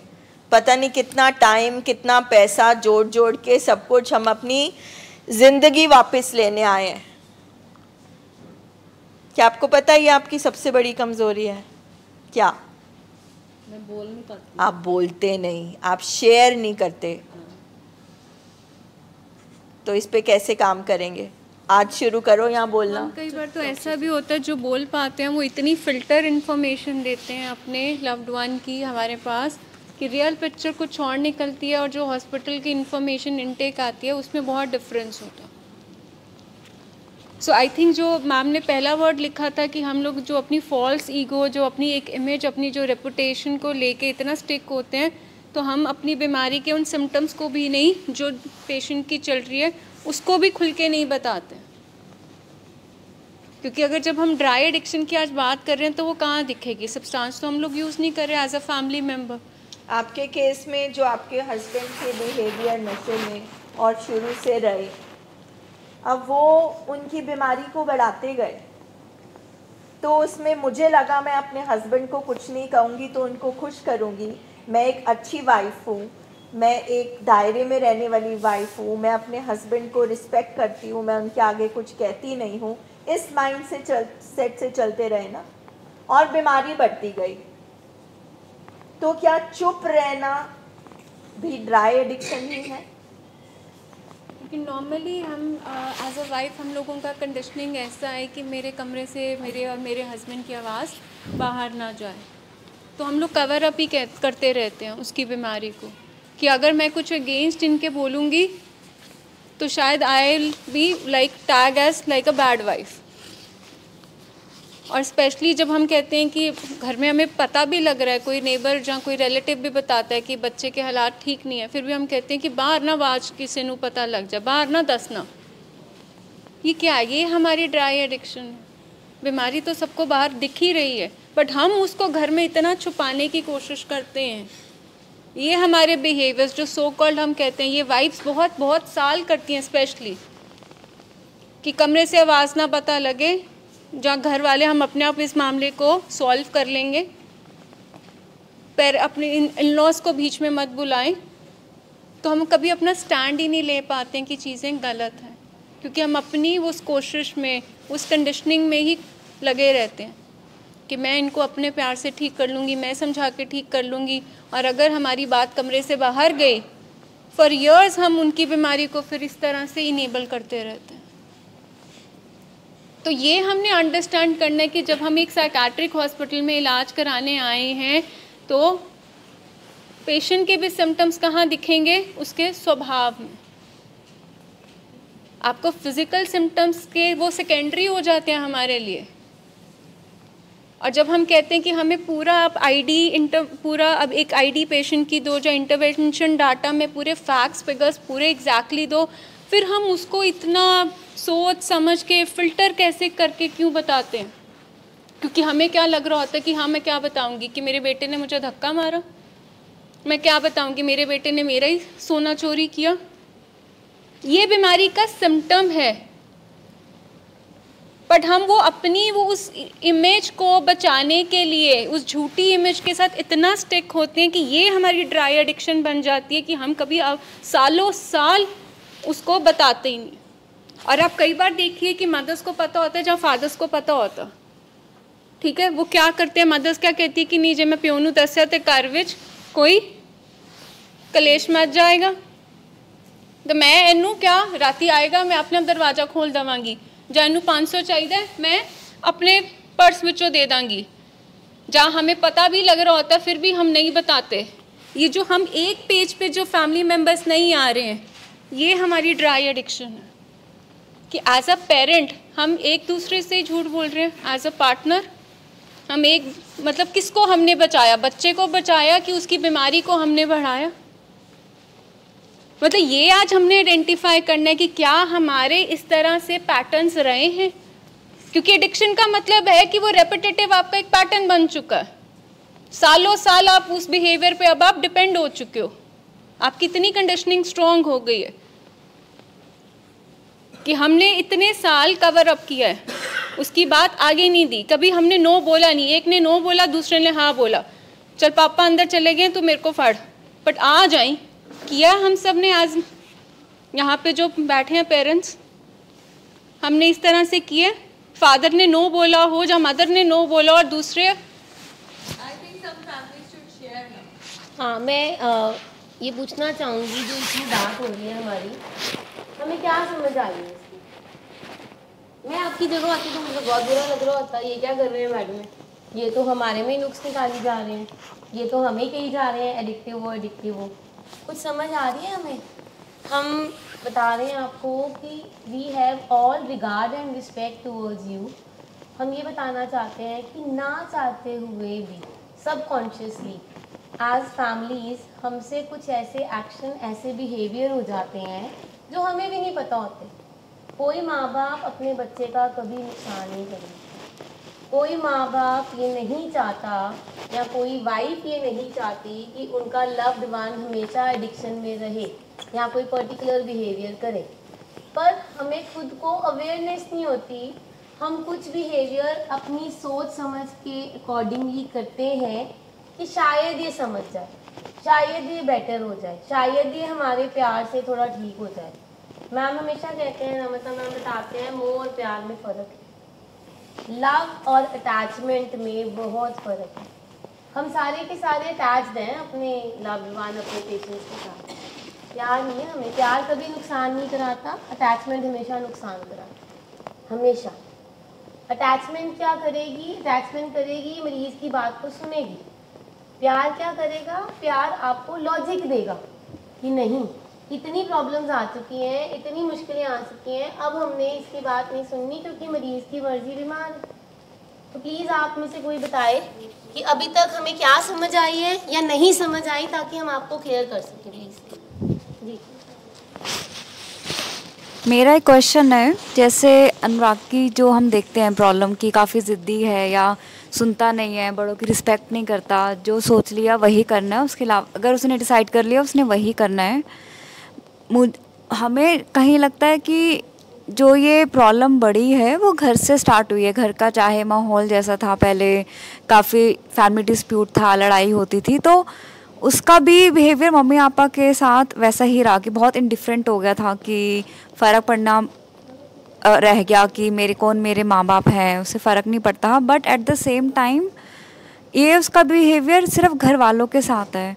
जैसे अभी किसी रिश्तेदार के पास जाएगा, वहाँ पे एकदम नॉर्मल रहेगा, अच्छे से बात करेगा, जो वो बोलेंगे कर लेगा, घर पे कहेंगे खाना खा लेगा, कहेंगे इतने बजे उठना है उठ जाएगा। तो हमें वो समझ नहीं आता कि उसका सिर्फ घर पे ऐसा बिहेवियर क्यों है और बाहर वालों के साथ एकदम नॉर्मल है।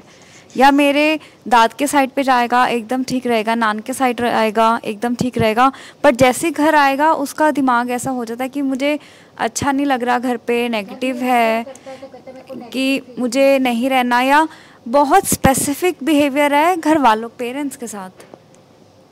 तो वो ऐसा क्यों है ये? क्योंकि उसकी कंडीशनिंग हो गई हुई है मैम, अभी तक उसके जो भी बिहेवियर करे शुरू से, मे बी सिंस चाइल्डहुड, जो मैम कह रहे हैं, there is a term called as being assertive. There is a thin line difference between being assertive and being aggressive. हमने aggressive नहीं होना होता, हमने assertive होना होता है। तो शायद कुछ इंस्टेंसेस में अगर आप अपनी पास्ट जाओ उसमें लाइफ में, तो फैमिली में से एग्रेशन उसको मिली है, उसको असर्टिवनेस नहीं मिली है।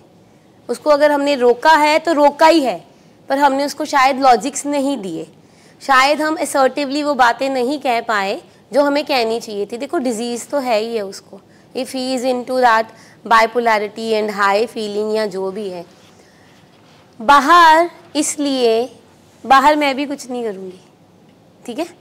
अगर मैं कहीं सोशल सेटअप में जाती हूँ तो मुझे अपनी इज्जत का बहुत फ़र्क है। अगर मैं बाहर कोई पर्टिकुलर बिहेवियर करूँगी तो लोग क्या कहेंगे, राइट। सो नानके दादके इज़ उसके लिए एक्सटेंडेड फैमिली है। उसको पता है मैं पापा को क्या बोलूँगा और वो क्या रिएक्शन देंगे, मैं मम्मा को क्या बोलूँगा और वो क्या रिएक्शन देंगे। When we take the history, we always make a family tree and we always ask from every family members, आप ये बताओ सबसे वीक कौन है, सबसे स्ट्रॉन्ग कौन है। I think when you came for enquiring the thing, सब लोग थे तो मैंने ये पूछा था, who is the weakest person and who is the strongest person. वो जो बंदा हमारे मरीज़ को पता है कि ये असर्टिव है, इसने मेरी बात नहीं सुननी, वो उसको कभी भी ना तंग करेगा, ना कुछ बोलेगा, ना ही गुस्सा शो करेगा। वो उसको करेगा जो उसको पता है ये इमोशनली वीक है, ये या तो मेरी बात मान लेगा या फिर कहेगा जो करना कर, दफ़ा हो बस जा, राइट। वो ऐसे, this disease is cunning and baffling, we always say. Patient को पता होता है कि क्या मैंने कौन कौन सी स्टेटमेंट्स बोलनी है कि या तो वो मेरे लारे लप्पों में आ जाए और मेरी बात सुन ले, और या फिर वो इतने फेडअप हो जाए, इतने फ्रस्ट्रेटेड हो जाए कि मुझे जो मैं चाहता हूँ मैं करने दो। So these are the behaviours. क्या होता है कि जो एक बच्चा है, बच्चा इस बेसिकली घर का माहौल, अब उसने वो माहौल ही शुरू से अगर कॉन्फ्लिक्ट्स वाला, डिस्कॉर्ड वाला देखा, डिसएग्रीमेंट वाला देखा, तो उसकी कंडीशनिंग, उसकी अपब्रिंगिंग में वो हिस्सा उसके साथ बना, ठीक है। अब लॉट ऑफ ग्रजेस, रिजेंटमेंट्स वो कहाँ होल्ड करेगा, अपने फैमिली मेम्बर्स के लिए, क्योंकि जो प्राइम इंटरेस्ट हैं, जो उसकी नीड्स को, डिज़ायर्स को फुलफ़िल करना है, वो किसने करना है, फैमिली ने। सो नानके दादके कम सेकेंडरी, और वहाँ पे एक इमेज का सेक आ जाता, मेरी एक सोशल इमेज है, तो उस वहाँ पे मैं क्राइसिस क्यों लेके आऊँ, क्योंकि मेरी अपब्रिंगिंग में जब हमेशा मैंने देखा है कि बात करने का सल्यूशन क्या है, लड़ाई झगड़ा, क्योंकि शायद वो उसने घर में देखा है छोटे होते से, जब उसकी वो शेयरिंग आती है कि जॉइंट फैमिली थी, मैम बहुत सारा, इसका मतलब लोगों को बातचीत करनी नहीं आई, उनकी बातचीत की लैंग्वेज क्या थी, हमेशा एक दूसरे को ब्लेम करना या एक दूसरे को क्रिटिकल रिमार्क्स देना। तो उस बच्चे ने भी यही सब सीखा है कि बात करने की भाषा क्या है, लड़ना, झगड़ना, ज़िद पे अड़ना, बहस करना। ये उसकी आप देखो कि अभी नहीं बना, जो एक बिहेवियर होता है वो जो बाय प्रोडक्ट है बहुत सालों का उसकी पर्सनालिटी का, और वो कहाँ से वो सीखता है, वो घर के माहौल से सीखता है। इसका उसके पास ना कहीं उसके पास एक ब्लेम होता है, because you did this when I needed you, you were not there, when I needed you, you were having these disputes amongst yourself. उसके पास एक बड़ा अच्छा टूल होता है अपनी हर बात को मनवाने का, हर बात को जस्टिफाई करने का, अपने बिहेवियर को भी जस्टिफाई करने का, क्योंकि वो जो रिजेंटमेंट्स मैम कह रहे हैं ना, वो रिजेंटमेंट्स हैं या उसके ट्रॉमाज हैं या जो उसकी अनहील्ड चीज़ें हैं, वो साथ लेके चल रहा है अभी तक।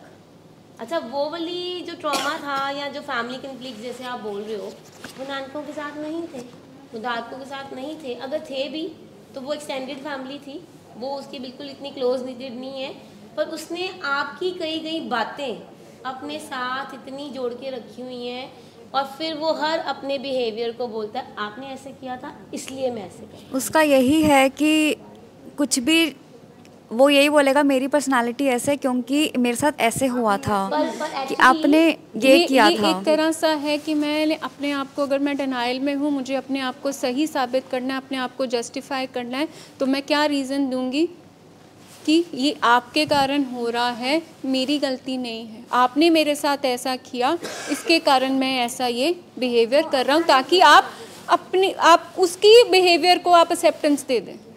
हम उसको यही बोलते हैं कि चल हुआ, गलती हुई, चल हमसे भी गलती हुई, हम माफ़ी मांगते हैं कि हर कोई परफेक्ट पेरेंट्स नहीं होता, हम भी सीखते हैं, बट उसको कहते हैं कि चल आगे तो बढ़, अब ठीक है, ये थोड़ी ना कि ज़िंदगी रुक गई, जो हुआ तू याद रख, ठीक है जो भी है, मैम पता क्या, आगे तो लाइफ में बढ़ो। में एडिक्शन में, ठीक है, मैम ने एक स्टेटमेंट दिया था बहुत पहले कि रिजेंटमेंट्स नंबर 1 ऑफेंडर है।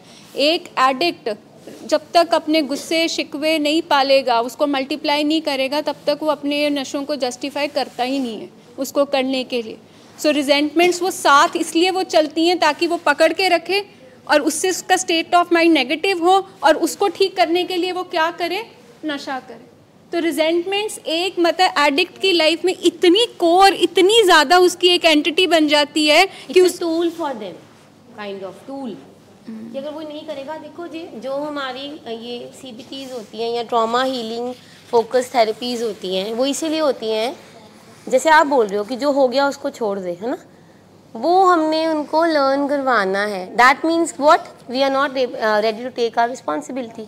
हो गया, वो पास में था, आज तो हमारी रिस्पॉन्सिबिलिटी बनती है ना ठीक होने की। आप भी तो उसी घर में पले बड़े हो, ठीक है, आपके लिए भी वही पेरेंट्स थे, वही घर का माहौल था, ठीक है, बट आपने उस चीज़ को कभी अपने पेरेंट्स को लेके इतना क्वेश्चन नहीं किया होगा जितना आपका ब्रदर कर रहा है। Now being family member, you need to understand what ma'am is saying. That is very important. You were in the same family, you could handle that situation, you could handle that stressor, you could handle that kind of environment or trauma. He was emotionally weak, he could not handle. That's why he took the shelter of drugs. We need to understand this. हमारे जितने भी patients हैं ना कहीं बचपन से लेके अभी तक कुछ ना कुछ उनका ऐसा ट्रॉमा या इंसिडेंट या एक्सीडेंट, चाहे वो छोटा सा हो, वो हुआ है उनकी ज़िंदगियों में, जिसको वो टॉलरेट नहीं कर पाए, जिसको वो सक्सेसफुली हैंडल नहीं कर पाए, इसलिए वो आज यहाँ पे। That pain is still being carried forward. और उसको अब जस्टिफाई कैसे कर रहे हैं वो कि प्रॉब्लम नशे में नहीं है मैम, क्योंकि वो तो, और वो एक्चुअली ठीक कह रहे हैं, उसने तो उनको सुकून दिया है, उस पेन को हील किया उन्होंने, इसलिए वो क्या कहते हैं, प्रॉब्लम कहाँ है, घर में है, and which is somewhere right also. But we have to understand that कि लाइफ में, हम सबकी लाइफ में अप डाउन्स हैं, उतार चढ़ाव हैं, पेन तो हम सबकी लाइफ का हिस्सा है। क्या everybody is going shelter drugs के ही ले रहा है? सो दैट मीन्स कि आप भी तो उस माहौल में थे, आप में वो कोपिंग मैकेनिज्म था, आपके ब्रदर में नहीं था।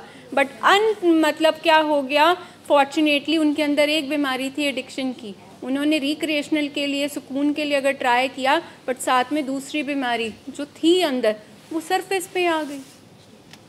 अपनी पेनफुल मेमोरीज को नम करने के लिए, या अपने समझ लो जो हमारी वीकनेसेस थी, हम कुछ लाइफ में नहीं कर पाए, उसको नम करने के लिए मरीज़ एडिक्शन लेता है, क्योंकि एक खुद नहीं समझ लगता कब वो ट्रैप हो जाता है। एक पेशेंट जो हमारा एडिक्शन में है वो कभी रियलिटी को फेस नहीं करता, वो रियलिटी से हमेशा भागता, उसको एस्केप रूट चाहिए, क्योंकि रियलिटी उसको बड़ी पेनफुल लगती है, पास्ट का बैगेज लेके साथ चल रहा है। अब रियलिटी में उससे वो चीज़ें, वो प्रेजेंट में वो चीज़ें संभाली नहीं जा रही, गिल्ट शेम पहले चल रही है, अब प्रेजेंट भी उसमें उसकी जो अपॉर्चुनिटीज़ हैं वो भी ख़राब हुई जा रही हैं, तो वो किसका सहारा लेगा? वो जस्टिफाई करता है और फिर वो सेल्फ विक्टिमाइजेशन करता है कि मेरे साथ ऐसा हुआ, मेरे साथ बुरा हुआ, मेरी लाइफ में ये चीज़ें आई, इसलिए मैं इस जगह पे हूँ। वो रिस्पॉन्सिबिलिटी हमने तब भी नहीं ली, अब भी नहीं ली, तो this programme is to give them responsibility. So the programme is कि ब्लेम गेम को निकाल के you have to acknowledge your responsibility. आप मतलब क्या एज अ फैमिली मेंबर, अगर आज हम ब्लेम गेम करें, तुहाडे कारण होया, तेरे कारण होया, तू शायद इतनी तेरे लाड़ प्यार ने किया, फिर तो हम प्रॉब्लम के घेरे में एक दूसरे को आज ब्लेम करते जाएंगे, रिजल्ट तो कोई भी नहीं निकलेगा। So each one of us, ठीक है, इंडिविजुअली हमने देखना है कि हमारा वो कौन सा बिहेवियर था जिसने अनचाहे रूप में बीमारी बढ़ा दी, क्योंकि मैम ने बहुत क्लियरली बोला है, कोई भी अपने लव्ड वन का नुकसान नहीं करना चाहता, बट अनकॉन्शियसली हमसे वो चीज़ें, वो ऐसे बिहेवियर्स हो जाते हैं जिससे बीमारी बढ़ जाती है, क्योंकि दूर दूर तक हमने नहीं सोचा होता कि हमारे घर में ये बीमारी पनप रही है। जैसे आपने जो बोला, जो हमारी अंडरस्टैंडिंग है, हमें नहीं लगता कि अनुराग को ड्रग्स की एडिक्शन है, he might be taking drugs recreational, but जैसे यहाँ पे डेली बेस पे नहीं लेता या हफ्ते में दिन नहीं लेता है, उसका प्रॉब्लम मेन साइकोलॉजिकल है कि उसका बिहेवियर इशू है, उसको समझ नहीं आता कि कब मुझे रैशनली सोचना है कि अच्छा, मेरे मैं कह रही हूँ एक्शंस। कि डिपेंडेंसी नहीं है, ठीक है। अगर जब हम उसका हिस्ट्री ऑफ सब्सटेंस देखें तो 2 मेजर सब्सटेंस, एक वीड, मशरूम्स, ठीक है, साइकेडेलिक्स, ठीक है, उसने उसमें मेंशन किया। और आपको मालूम है वीड और साइकोसिस का रिश्ता बहुत क्लोज निटेड है। वीड और जो ये जितने भी कैनबिस हैं वो 5% साइकोसिस को इनवाइट करते हैं, और जो मशरूम्स हैं उसको तो कहते हैं इसलिए कि वो रियलिटी से बिल्कुल आपको दूर ले जाएगा। सो बात ये नहीं है कि कितने नंबर ऑफ टाइम्स किसी ने यूज़ किया, बात ये है कि एक बार दूध का दही वो पनीर बन गया दही डाल के, और उसके बाद आप कह रहे हो जी हमने कुछ नहीं किया। भाई ऑलरेडी चेंजेस तो आपके दिमाग में आ चुके हैं। हाँ, वही मैं कह रही हूँ कि उसका डैमेज हुआ होगा साइकोलॉजिकली, डेफिनेटली इम्पैक्ट, बट हमें जो लगता है हमारी ऑब्जर्वेशन के हिसाब से हमने घर पे देखा है डिपेंडेंसी नहीं है, वो डैमेज हो गया, जो प्रॉब्लम पहले थी वो बढ़ गई। आपको सॉरी निधि मैम ये बताना चाह रहे हैं, वीड इंड्यूस साइकोसिस is a term, right? I have been working here since 23 years, ठीक है।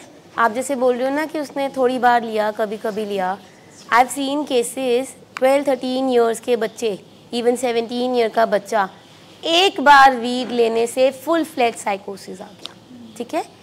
ओके, यू से he is not taking it regularly, but do you allow him कि आगे जाके वो ले ले कभी कभी? This is a question. कभी नहीं, बिल्कुल भी नहीं। हाँ। मैं ये कह रही हूँ, the only point which I am making here कि मुझे जो लगता है डिपेंडेंसी नहीं है, बट जब उसने किया, जब भी किया, उसकी सिचुएशन जो मेंटली जो थी वो ज़्यादा ख़राब हो गई। आपको ये बताना चाह रहे हैं, हमने जो आज बात की है, आज तो हम एडिक्शन का नाम ही नहीं ले रहे, ना हम अल्कोहल का ले रहे हैं, ना हम किसी और चीज़ का ले रहे हैं, हम ड्राई एडिक्शन की बात कर रहे हैं।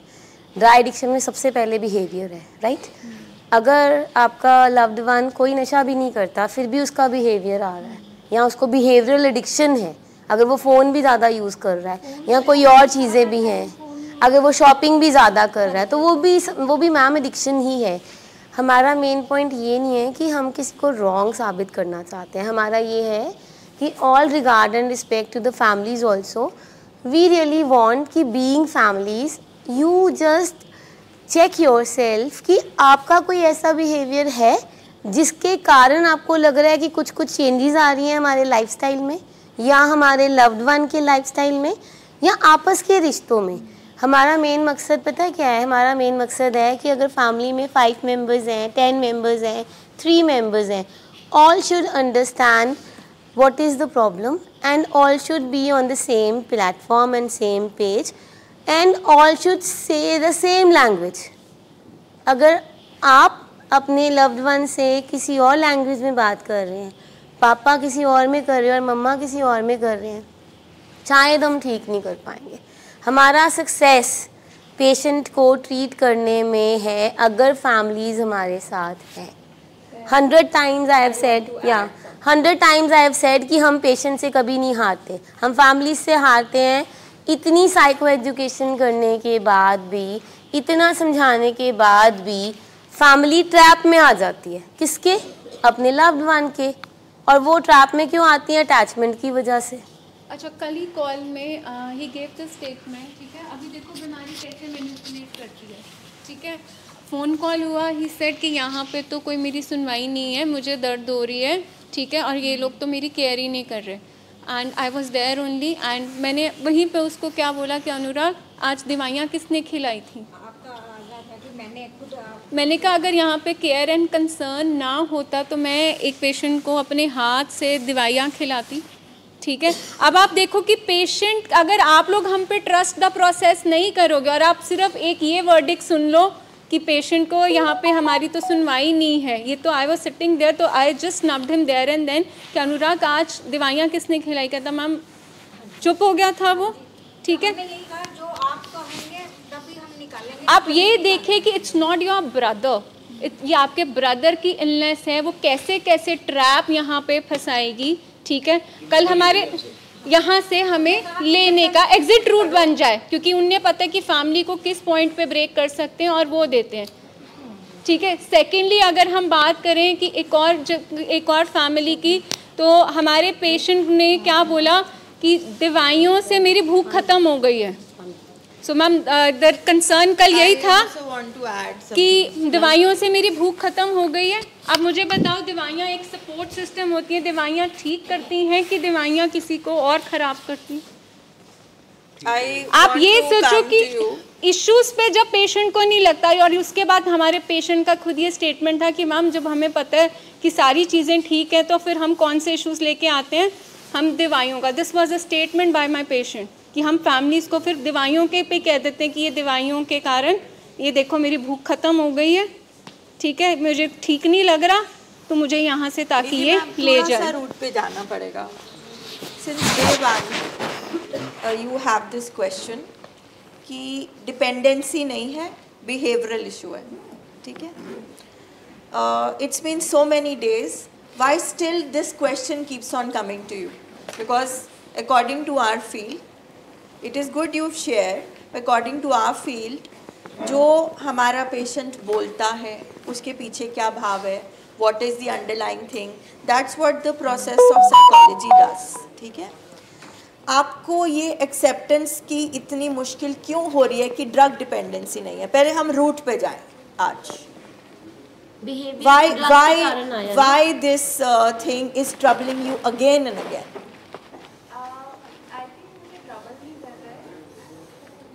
But why is this question recurring? जैसे अभी बात हो रही थी कि एडिक्शन आ गई, घर का माहौल था उससे, तो जो हमारा मानना है एक ना फैमिली डायग्नोस करती है पहले कि प्रॉब्लम क्या है। फैमिली डायग्नोस नहीं कर सकती, सबसे पहले बात, ठीक है। फैमिली बिहेवियर समझ सकती है, फैमिली पेशेंट की पर्सनालिटी समझ सकती है, फैमिली पेशेंट का मूड समझ सकती है। Diagnosis word is a technical medical term, family diagnose नहीं कर सकती, राइट, वॉट एवर। जो हमें लगता है, जो हमें अंडरस्टैंडिंग है कि इसका बिहेवियर प्रॉब्लम बहुत ज़्यादा है। जैसे मैंने आपसे भी बात करी, निधि मैम से भी बात, जिससे मैं बात करती हूँ, और जिस रीज़न से हमें लगा कि हम इसे एक्सटर्नल हेल्प चाहिए कि हमसे कंट्रोल नहीं हो। बस यहीं पे हम आते हैं। सो हमने एक असेसमेंट किया कि कुछ गड़बड़ है, ठीक है। इस कुछ गड़बड़ के असेसमेंट से हम एक थर्ड पार्टी के पास, एक्सपर्ट्स के पास पहुंच गए, ठीक है। तो अब जो एक्सपर्ट्स डायग्नोसिस करेंगे, we have to accept that first, क्योंकि अगर हमारा एक्सेप्टेंस नहीं आया कि अब ये ऐसे हो गया है इंटर रिलेटेड, वीड अंदर जाएगी और बिहेवियरल डिसऑर्डर होना ही होना है। बिहेवियरल डिसऑर्डर ठीक नहीं हुआ, वीड ने आना ही आना है, ठीक है। Now you have to accept this medical, technical, scientific situation that both interact with each other, ठीक है। What is weed? Weed is a mind bender, ठीक है। अगर ये जो सब्सटेंस है ये क्या कर रहा है? सब्सटेंस क्या करता है? सब्सटेंस आपके सारे बांध जो होते हैं, आपके इनहिबिशंस होते हैं, आपका वैल्यू सिस्टम होता है, सब कुछ तोड़ देता है, ठीक है। अब जब हम यहाँ पर बताते हैं कि अकॉर्डिंग टू साइंस 2 तरीके से बीमारी को असेस किया जाता है। एक नशा आने से पहले, प्री मॉर्बिड, एक नशा आने के बाद। नशा भी तो कुछ करता है ना, बीमारी भी तो अपने लक्षण लेकर आती है, ठीक है। तो अगर कोई पहले से ही ज़िद्दी हो तो वो नशे के बाद डबल ज़िद्दी बन जाएगा, ठीक है। अगर कोई पहले से ही गुस्सा करता हो, वो और गुस्सा करेगा। हाँ, शुरू से जब था ना, तो अब यहाँ पे बात आती है जो आपने अभी शेयर किया कि अगर हम बोलते हैं कि आज हमारा बच्चा 28 साल का है या 27 साल का है और वो स्टबन है, तो साइंस बोलती है हमारी बचपन से कंडीशनिंग हुई होती है। अगर वो ज़िद्दी है तो ज़िद्दी पुगाई किसने? किसी ने तो ज़िद्दें पुगाई। क्या उसको नो बोला गया? क्या बाउंड्री लगा गई? नहीं, सॉरी, ये नहीं मिलेगा, नहीं करा गया ना। यहाँ पर हमने वर्क करना है, ये हमारी ड्राई एडिक्शन है। वो स्टबन क्यों हुआ, आप क्यों नहीं हुई, वो क्यों हुआ? फिर आपकी पर्सनालिटी भी है, may be you were not stubborn, but आपके बेटे के अंदर ये प्रॉब्लम थी। बिल्कुल वैसे ही जैसे आपके घर में 3 बच्चे हैं, 2 का पूरा खून बनता है, तीनों को बराबर खाना मिल रहा है, तीसरे का खून नहीं बन रहा, तो उसके लिए एक्स्ट्रा एफर्ट करना पड़ता है, उसको पालक खिलानी पड़ती है, उसको आयरन की टैबलेट्स देनी पड़ती है। सो हमारे तीसरे वाले बच्चे का ऐसा कौन सी पर्सनालिटी है जिसकी वजह से वो बीमार हो सकता है, हमने उसके साथ कैसे बिहेव करना है, कैसे नहीं करना। अभी भी तो वापस तो घर ही जाना है, पूरी उम्र तो रिहाब में रहना नहीं हमारे पेशेंट्स ने। तो अब हम घर में जाकर ऐसा क्या बदलें, किस पे काम करें कि ये बीमारी दोबारा हमारे घर में ना आए, ये हमें करना है। तो अब जैसे वो स्टबन है, तो अब आप क्या करेंगे? उसका कहना मतलब जो जायज चीज होगी वो तो मानेंगे, और अगर नहीं है तो नो तो नो। टफ लव और certain, yes, this is what we have to do. अब जो सिचुएशन है ना, वो ये है कि वीड अंदर गई या बिहेवियरल इश्यूज रहे, दोनों ही नुकसानदायक है। One will bring the other. And primarily अभी हम उसके सब्सटेंस से ज़्यादा उसके साइकोटिक जो उसका फेस चल रहा है, हम उसको डील कर रहे हैं।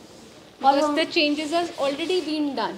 अब वो करे ना करे, मैंने बोला पनीर बन गया, आम से अचार बन गया है, ठीक है, तो अब तो पहले अचार को पहले मैं डील करूँ ना कि बना क्या, जो उसके प्रेजेंट सिम्टम्स आ रहे हैं, द सस्पिशियसनेस, उसका लूज एसोसिएशन, डिसऑर्गेनाइज्ड बिहेवियर, और उसमें पुराने बिहेवियरल एलिमेंट्स क्या है, इम्पल्सिविटी बिहेवियर, जो स्टबन बिहेवियर आप कह रहे हो, सो थॉट फिक्सेशन। आज हमारे पेशेंट्स ने डिमांड, आज हमारे पेशेंट्स ने, लव्ड वंस ने डिमांड करी है कि पहले हमारी फैमिली की माइक्रो एडिक्शन और ड्राई एडिक्शन को ठीक करो। कौन अपनी फैमिली की ड्राई एडिक्शन बताएगा? चलो आज यही फैसला होता है। एक बात ना, मैं इनके क्वेश्चन का एक और आंसर देना चाह रही हूँ मैम। ये जो हमने बात करी ना डिपेंडेंस और यूज़ की, यूज़ था, डिपेंडेंस नहीं थी, आप ये कह रहे हो, पर यूज़ ने क्या करा दिया? Gracefully we need to accept it, ठीक है। कोई भी माँ बाप अपने छोटे से बच्चे को कभी भी कोई एडिक्शन नहीं यूज़ करने देगा, चाहे वो एक बार भी करना चाहे।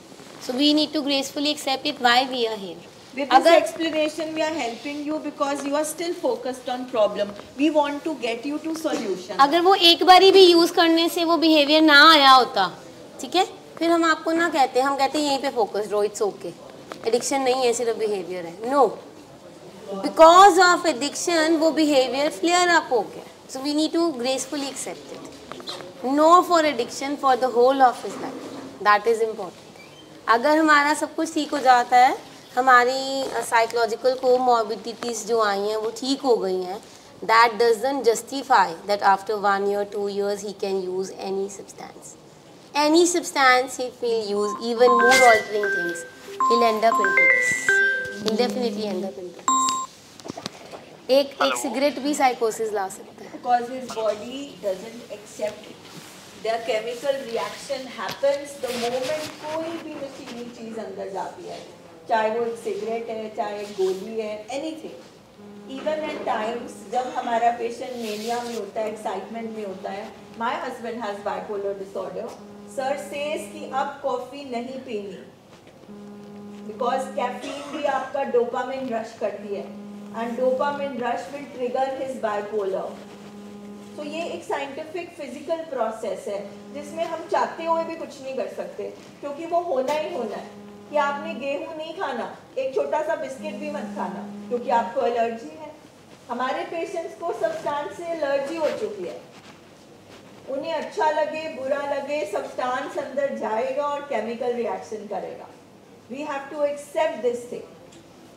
हाँ जी, कौन सा हमारा लव्ड वन कह रहा था कि हमारे पेरेंट्स की माइक्रो एडिक्शंस को, ड्राई एडिक्शन को ठीक करो, बताइए। आराम से हम सॉर्ट आउट करेंगे। हाँ जी, हाँ जी, हाँ हाँ, हमारी फैमिली आ गई, आपकी फैमिली आई? कोई बात नहीं, वो सुन रहे होंगे, वो सुन रहे होंगे आप क्या कहना चाहते हो, हम बाकी फैमिलीज को हेल्प करें। हाँ जी, सत श्री अकाल सारिਆਂ ਨੂੰ। मेरा नाम प्रिंस आ, थोड़ा सा लाओ, ਤੇ मैं एक लग गया जैसे घर में लड़ते थे। घर में मैं बस पैसों का अरेंज करना ਹੁੰਦਾ ਸੀ। सुबह उठ के बस ਇੱਕੋ ਹੀ ਕੰਮ ਹੁੰਦਾ ਸੀ। ਵੀ ਅੱਜ ਪੈਸਿਆਂ ਦਾ ਅਰੇਂਜ ਕਿੱਥੋਂ ਕਰਨਾ। ਇਹ ਆ ਵੀ ਉਹ ਤੋਂ ਬਾਅਦ ਵਿੱਚ ਜਿੱਦਾਂ ਵੀ ਕਰਕੇ ਜੇ ਕਿਸੇ ਫਾਦਰ ਕੋਲ ਮੰਗ ਲਏ ਜਾਂ ਮਦਰ ਕੋਲੋਂ ਉਹਨਾਂ ਨੂੰ ਝੂਠ ਬੋਲ ਕੇ ਲੈਂਦੇ ਹਾਂ। ਪਰ ਇਹ ਆ ਵੀ ਉਹ ਮਤਲਬ ਉਹ ਸਿਰਫ ਇਹੋ ਸੋਚਦੇ ਸੀ ਵੀ ਇਹ ਬਿਮਾਰ ਆ, ਇਹਨੇ ਡਰੱਗ ਲਾਈ ਆਪਣੇ ਆਪ ਨੂੰ। ਪਰ ਹਾਂ ਮੈਨੂੰ ਵੀ ਇੰਝ ਲੱਗਦਾ ਸੀ ਵੀ ਹਾਂ ਮੈਂ ਹੀ ਬਿਮਾਰ ਹਾਂ। ਪਰ ਜਦੋਂ ਦੇ ਹਸਪੀਟਲ ਆਏ ਆ ਨਾ, ਇਹ ਵਾਕਈ ਇਹ ਸੋਚਣ 'ਤੇ ਮੈਂ ਮਜਬੂਰ ਹੋ ਗਿਆ ਵੀ ਮੈਨੂੰ ਇਹ ਗੱਲਾਂ ਮੇਰੇ ਘਰ ਦੇ ਕਹਿੰਦੇ ਰਹੇ ਆ, ਕਿਤੇ ਮੈਨੂੰ ਚੁੱਭਵੀਂ ਗੱਲ ਕੋਈ ਕਰਦੇ ਰਹੇ ਆ ਵੀ ਮੈਂ ਫੇਰ ਹੀ ਮੈਂ ਗੁੱਸੇ ਵਿੱਚ ਜਾਂਦਾ ਨਾ ਡਰੱਗ ਲਾਉਣ। ਜੇ 100 ਵਾਰੀ ਲਾਈ ਆ 100 ਦੇ ਵਿੱਚੋਂ ਕੋਈ 60-70 ਵਾਰੀ ਤੇ ਮੈਂ ਕਦੇ ਮੇਰੇ ਬ੍ਰਦਰ ਦਾ ਫੋਨ ਆ ਗਿਆ, ਤੂੰ ਉੱਥੇ ਕੀ ਕਰਦਾ ਹਾਂ, ਉੱਥੇ ਕਿਹਦੇ ਕੋਲ ਖੜਾ ਹਾਂ, ਕਿਸੇ ਨੇ ਦੱਸ ਦੇਣਾ ਪਿੰਡੋਂ ਵੀ ਅੱਜ ਪ੍ਰਿੰਸ ਇੱਥੇ ਖਲੋਤਾ ਸੀ। ਤੇ ਉਹਨਾਂ ਦਾ ਹੱਥ ਵੀ ਬਹੁਤ ਜ਼ਿਆਦਾ ਵੱਡਾ ਹੈ ਇਸ ਬਿਮਾਰੀ ਵਿੱਚ। पर वो पूछने का तरीका बहुत गलत है। This is what we are working. पूछना जरूर है, भाई का हक है, बिकॉज भाई को पता है कि अगर मेरा भाई एडिक्शन में है तो मुझे हक है पूछने का, ठीक है। हाँ जी। और फैमिली से हम यही बात कर रहे हैं कि हमने वायलेंट नहीं होना, एग्रेसिव नहीं होना, उसको अटैक नहीं करना, हमने तरीके से बात करनी सीखनी है, क्योंकि ये बीमारी हमारे घर में बातचीत कराना बंद कर देती है, या चुप्पी या वायलेंस या दीवार या रिएक्शन। एक सवाल है मेरा, रिगार्ड एंड रिस्पेक्ट क्या होता है, कौन बताएगा? Regard and respect, what is regard and respect? Are we respectful towards our loved ones? And the same question from my loved ones, क्या हम इज्जत और एहतराम करते हैं अपने फैमिली मेम्बर्स का? हम चाहते हैं, हर बंदा चाहता है कि मेरे को रिगार्ड एंड रिस्पेक्ट मिले। क्या हम दूसरे की रिगार्ड एंड रिस्पेक्ट करते हैं? What ma'am is saying, what my loved one is saying, कि उन्होंने मुझसे पूछा, कई बारी बात की, लेकिन उनका तरीका पता नहीं क्या था, कैसा था, और वो तरीका प्रोवोकिंग हो जाता था, और 100 में से मैं 60-70 बार जाके उस प्रोवोकिंग तरीके के कारण जाके नशा कर लेता था। तो शायद हमारे घरों में वो रिगार्ड एंड रिस्पेक्ट चला गया कहीं। क्यों चला गया है? क्योंकि हमारी सैचुरेशन आ गई है, हम खुद ही इतना अक गए हैं, थक गए हैं कि हमें पता ही नहीं है, हम ना चाहते हुए भी कुछ ऐसे एग्रेसिव स्टेटमेंट्स, कुछ ऐसे लफ्ज़ बोल देते हैं। आई ऑलवेज टेल एवरीवन कि language is a blessing but language is a curse as well. अगर किसी का लव्ड वन है, किसी के पेरेंट्स हैं, या किसी के हस्बैंड है, या जो भी है, कोई ऐसे चुभवे वर्ड बोल देता है तो वो दिमाग से कितनी देर नहीं जाते, कौन बताएगा? अगर कोई, मैं सबसे पूछ रही हूँ, सबसे, पूरी जिंदगी नहीं जाती। घर के लोग, घर के हमारे फैमिली मेंबर्स कुछ ऐसे चुभवे वर्ड्स बोल देते हैं, वो कितनी देर दिमाग से नहीं जाते हमारे? वो तो कभी भी नहीं जाते दिमाग से। लेकिन एक बात जो आप बोल रहे हो कि जैसे प्रिंस जी ने बोला अभी कि मेरे भाई ने मुझे फ़ोन किया तो मैं सब्सटेंस लेने चला गया। इतनी समझ है कि उसने मुझे ये बोला है तो मैं सब्सटेंस ले लूँ, इतना नहीं पता लगता कि ये यार इसी की वजह से वो तंग है, क्योंकि जानवर दिमाग का। अभी सर मैंने थोड़ी देर पहले, मैम जी देखिए, एक साइड में हमने बोल दिया कि उसने मुझे बोला, मुझे गुस्सा आ गया और मैं ये वो गलत काम करने चले गया। इतना समझ में नहीं आया कि वो मेरे बारे में कितना बॉदर है। ये किस चीज की डेफिनेशन है सर? हाँ जी, अगर उसको ये नहीं समझ में आया कि मेरे भाई को चिंता है तो किस चीज की डेफिनेशन है? इसी को ब्रेन डिसऑर्डर बोलते हैं। इसी बीमारी का इलाज किया जा रहा है कि तुम्हें भाई, इनका जब यहाँ पे कन्फ्रंटेशन होगा वो यही होगा। मैं वही बताने लगा था कि इतना, हाँ, करता जा रहा हूं, लेकिन उसको ये समझ में नहीं आ रही कि मैं कर क्या रहा हूँ। इसी को मत तो मारिए। कोई हम यहाँ पर बोल रहे हैं जी वो नशा लेता है, वो जी ये करता है, एक्चुअली यहाँ स्टक हो गया इनका। मेरी मेंटल हेल्थ ठीक नहीं है। ये अभी हेयर हुई है, मुझे कोई ब्लेम करता है और नुकसान मैं उसका नहीं कर रहा, अपना कर रहा हूँ, क्योंकि अभी इसमें न इन दोनों बंदों का तो कोई कसूर नहीं है। अभी मैं आपको लेकिन बताना वो है चाहूंगी, कि उसका तो वो ये देखिए, आउट हो गया। होता है बात, उनकी भी बात, आपकी भी, ये तब तक होता है कि जब तक हमें इस बीमारी के बारे में ना ये एक्सेप्टेंस आती है, ना फैमिली को एक्सेप्टेंस आती है। फैमिली को लग रहा है ये जानबूझ के कर रहा है, ये तंग कर रहा है, और पेशेंट को लगता है कि इनको मेरे से इनकी वजह से मैं कर रहा हूँ। मैडम वो तो क्लियर हो ही जाता कि हमें हॉस्पिटल आके ही पता लगता है कि ये प्रॉब्लम हो गई है इसको, उससे पहले तो हम उसको आदत ही मानते हैं। सोल्यूशन पे आते हैं, हम यहाँ पे सोल्यूशन के लिए बैठे अभी सर थोड़ी देर पहले हमने ये बात की थी कि रिजेंटमेंट्स हम पाल के रखते हैं ताकि हम अपना काम कर ही जाएं, ठीक है ना। ये उन्होंने अपना पहलू रखा, अभी उनको आए 2-3 दिन नहीं हुए हैं, जस्ट 2-3 डेज इनटू ट्रीटमेंट। अभी उनकी धीरे धीरे इंसाइट आ रही है। हमारा यहाँ पे मकसद किसी को उकसाना नहीं है, ना फैमिली को ना पेशेंट्स को। हमारा मकसद है कि ये जो रिजेंटमेंट है ना, इसको रिजॉल्व करना है हमने। और कहीं ना कहीं इनका ये था, आज इन्होंने डॉक्टर साहब से ये बात करी कि मैंने जब अपनी फैमिली को बोला कि आप आएँ, आप भी समझें, तो उन्होंने आगे से बोला कि हमें सब पता है। एक्चुअली आज हमारा ये जो टॉपिक डिस्कस हो रहा है ना, ये इनकी वजह से ही हो रहा है। इन्होंने आज मॉर्निंग, ठीक कर रही हूँ मैं सर, प्रिंस सर ठीक बोल रही हूँ ना, इन्होंने मॉर्निंग मीटिंग में ये बोला he had been there in hospital, I was there only. मैं उनकी साइड नहीं ले रही, मैं जनरली बता रही हूँ। देखो, हमें पेशेंट की भी बात सुननी है, हमें फैमिली की भी बात सुननी है, और हमने प्रॉब्लम से निकल के सोल्यूशन में आना है। तो इन्होंने आज सुबह डॉक्टर साहब को बोला कि डॉक्टर साहब आप हमारी फैमिली को भी मिलो। ये जो आप ड्राई एडिक्शन की बात कर रहे हो, हमारी फैमिलीज ये कह रही हैं, मेरे माता पिता या जो भी हैं, वो कहते हैं मैनू सब कुछ पता है, मैनू कोई लोड़ नहीं, तू नशा च फंसिया, तू अपना इलाज करा, तू अपनी काउंसलिंग करा। और यहाँ पे ये वाला जो मैम ने स्टेटमेंट दिया, आपको किन किन को लगता है कि इलाज इनकी ज़रूरत है तो इन पे काम करें, हमें आप बार बार क्यों बुलाते हो? मतलब एट टाइम्स ये इनिशियली ये फेस हम पे भी आता है, क्योंकि बाकी अस्पतालों में यही होता है कि जो बीमार होता है उसी का इलाज किया जाता है। बट यहाँ पे एडिक्शन को जब हम फैमिली डिजीज़ कह रहे हैं तो हम फैमिलीज़ को भी साथ साथ बुला रहे हैं। तो आपके मन में ये क्वेश्चन नहीं आया कि इलाज तो उसका हो रहा है, हर हफ्ते मुझे बुला लेते हैं, जूम मीटिंग भी कर लेते हैं, 1-to-1 सेशंस के लिए भी बुला लेते हैं, हर सैटरडे भी यहाँ बुला लेते हैं, क्यों बुला लेते हैं?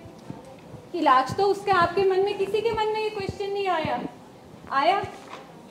कुछ कमियां हैं हम लोगों में भी, क्योंकि पेशेंट ने ठीक होके कहाँ जाना है, उसी माहौल में वापस जहाँ से वो आया था। सबसे बड़ी बात है कि सबसे बड़ी बात है, मैं आपको अपना सिर्फ एक एग्जाम्पल साइंटिफिकली एक्सप्लेन करती हूँ। मेरे घर में मेरे हस्बैंड की एडिक्शन 20 साल से ज़्यादा थी, ठीक है। 20 साल में हम हस्बैंड वाइफ के रिलेशनशिप भी बहुत ख़राब हुए, साथ भी रहे। अब मैं हॉस्पिटल भी पहुंच गई और मुझे मेरे हस्बैंड को ठीक भी करना है। मैं ये भी चाहती हूँ कि मेरा हस्बैंड वापस आए, मेरा रिश्ता ठीक हो, सब कुछ हो, ठीक है। तो अब मैंने मान लिया कि ये बीमारी की वजह से हुआ। रिजेंटमेंट अभी भी शायद बहुत चीज़ों को लेकर है, मगर ये बीमारी की वजह से हुआ। अब ये जो यहाँ पे हो रहा है ना, ये इलाज है। अब मैं अगर चाहती हूँ मेरा हस्बैंड ठीक हो तो मुझे यहाँ बैठना पड़ेगा, because this is a scientific training programme, I have to sit. और अगर प्रोग्राम बोल रहा है कि मुझे अपनी, अगर मैं हस्बैंड को चाहती हूँ तो रिस्पेक्ट सबको चाहिए, तो मुझे अपने पेशेंट को रिस्पेक्ट देनी पड़ेगी, चाहे उसकी बहुत बातें मुझे पसंद ना हो। क्योंकि अगर एक पर्सन ठीक हो जाए और मैं प्रोवोक ही करती रहूँ, मैं पूरे 20 साल के चिट्ठे रोज़ सुनाऊँ, तो मेरा रिश्ता वापस नहीं आएगा। तो ये मेरी गर्ज है, मैं यहाँ पे अपने लिए बैठी हूँ, अपने पेशेंट के लिए भी नहीं। मैं चाहती हूँ ये रिश्ता, नहीं तो मैं छोड़ के चली जाती। सो जो भी यहाँ पे हो रहा है, पहले दिन हॉस्पिटल से लेकर यहाँ तक ये इलाज है। तो अब अगर हम चाहते हैं कि हमारा हस्बैंड ठीक हो, पेशेंट ठीक हो, तो मुझे बैठना पड़ेगा। मुझे जितना मर्जी गलत लगे सुनने को कि मेरे अंदर भी इनेबलिंग बिहेवियर है, मेरे अंदर भी प्रोवोकिंग बिहेवियर है, और अगर एंड ऑफ द डे मैं एक खुशहाल सुकून वाला घर चाहती हूँ, तो मुझे अपने ऊपर भी काम करना पड़ेगा, वेदर आई लाइक इट और आई डोंट लाइक इट। क्योंकि गलती ना पेशेंट की है, ना गलती हमारी है। ये बीमारी है, एक दिमागी बीमारी है और बिहेवियर की बीमारी है। हमारे अंदर कुछ ऐसी चीज़ें हैं जो चाहते ना चाहते हुए भी बीमारी को घर में पनपने देती हैं फैमिली की साइड से, और हमारे पेशेंट के अंदर कुछ ऐसी माइक्रो एडिक्शन है जिसकी वजह से बीमारी आ जाती है। तो अब बीमारी का इलाज ही ये है, आप अपनी ढूंढो, हम अपनी ढूंढे, पेशेंट अपनी ढूंढे, और हम काम करें। अगर एंड ऑफ द डे हम चाहते हैं कि हम हैप्पी हेल्दी फैमिली हो।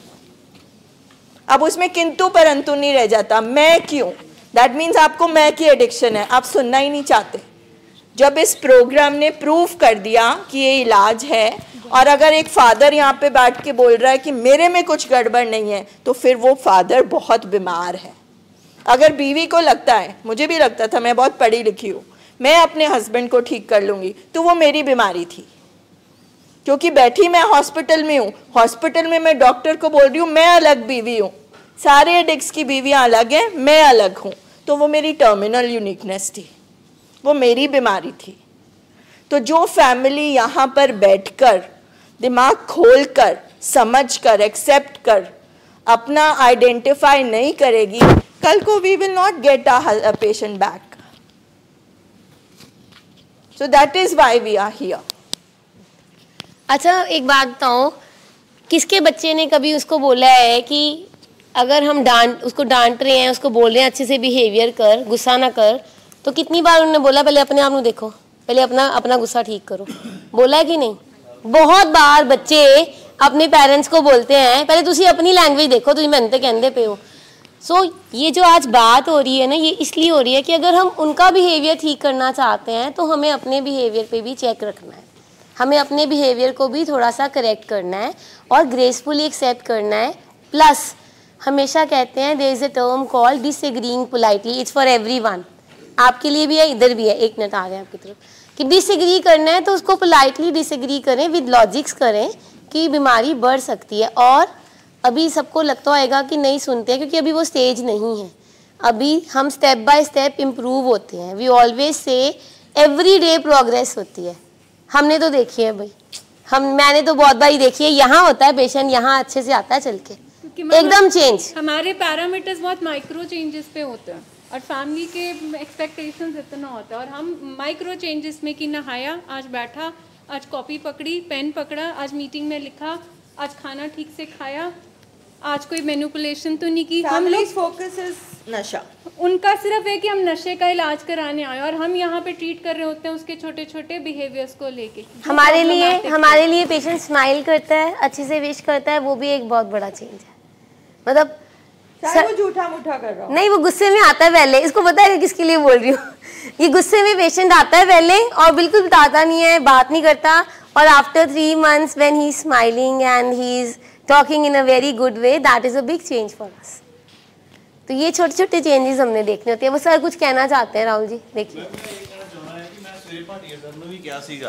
कि मेरी फैमिली ने नहीं आना अज, बट ਜਿਹੜੀ ਆਪਣੀ ਆ ਹੋਊਗਾ ਸੈਸ਼ਨ, ਉਹਦੀ लिंक ਜਾਂ कुछ भी उन्होंने WhatsApp पे जरूर सेंड करें। भेज दिया, चली गई, वो बैठे हैं, आपने कुछ कहना आपकी नहीं बैठे होंगे, अभी वो जॉब पे गए होंगे ना सारे, कोई बात नहीं, वो देख लेंगे बाद में, देख लेंगे। तो चला गया, कभी भी देख लेंगे। मैंने 2 ग्रुप्स बनाए हैं हर्मिटेज फैमिलीज के, मेरा एक ग्रुप पूरा हो गया, उसमें और ऐड नहीं हो रहे थे, मैंने कल ही नया ग्रुप भी ऐड किया है, तो उसमें अपने आप ऑटोमेटिकली चला जाता है। सुबह की मीटिंग, ये वाली मीटिंग, शाम वाली सब जाती है। प्लीज अंडरस्टैंड दैट, बोलोगे ना आप लिख देना, अलग से लिख देना, मस्ट वॉच लिख देना, पॉइंटर डाल देना, ठीक है ठीक है। अंडरस्टैंड दैट जो आज का सेशन था वो लाइक किसी को डिमीन करने के लिए नहीं था, ठीक है। हमारा गोल भी है कि हमारा पेशेंट ठीक हो जाए, आपका गोल भी सेम है कि आपका लव्ड वन ठीक हो जाए, बट हमें आइडेंटिफाई क्या करने अपने उन बिहेवियर्स को जिनके कारण बीमारी बढ़ी, क्योंकि पेशेंट ने उसी माहौल में उसी घर में वापस जाना है और उसकी जो ये ग्रीवेंसेस लिस्ट है ताकि हम उसको कम कर सकें। ये बहुत इंपॉर्टेंट है, आपको अपने हिस्से का काम करना है कि कहीं अनचाहे मुझसे कौन से ऐसे बिहेवियर्स हुए जिसके कारण बीमारी बढ़ी, और वो अपने हिस्से का काम कर रहे हैं, वो अपना 33% कर रहे हैं, आप अपना 33% करिए, हम अपना 33% कर रहे हैं। So that is a collective effort कि ताकि हम उन प्रॉब्लमेटिक बिहेवियर्स को आइडेंटिफाई कर पाएँ कि मैंने बहुत ज़्यादा इनेबलिंग तो नहीं की, मेरे अंदर बहुत ज़्यादा मैं तो नहीं आ जाती कि मैं अपनी समझ से बच्चे को ठीक कर लूँगा, मैं अपने तरीके से अपने बच्चे को ठीक कर लूँगा। तो आज जिसके पेशेंट ने मिसबिहेव किया तो फैमिली को क्या करना है?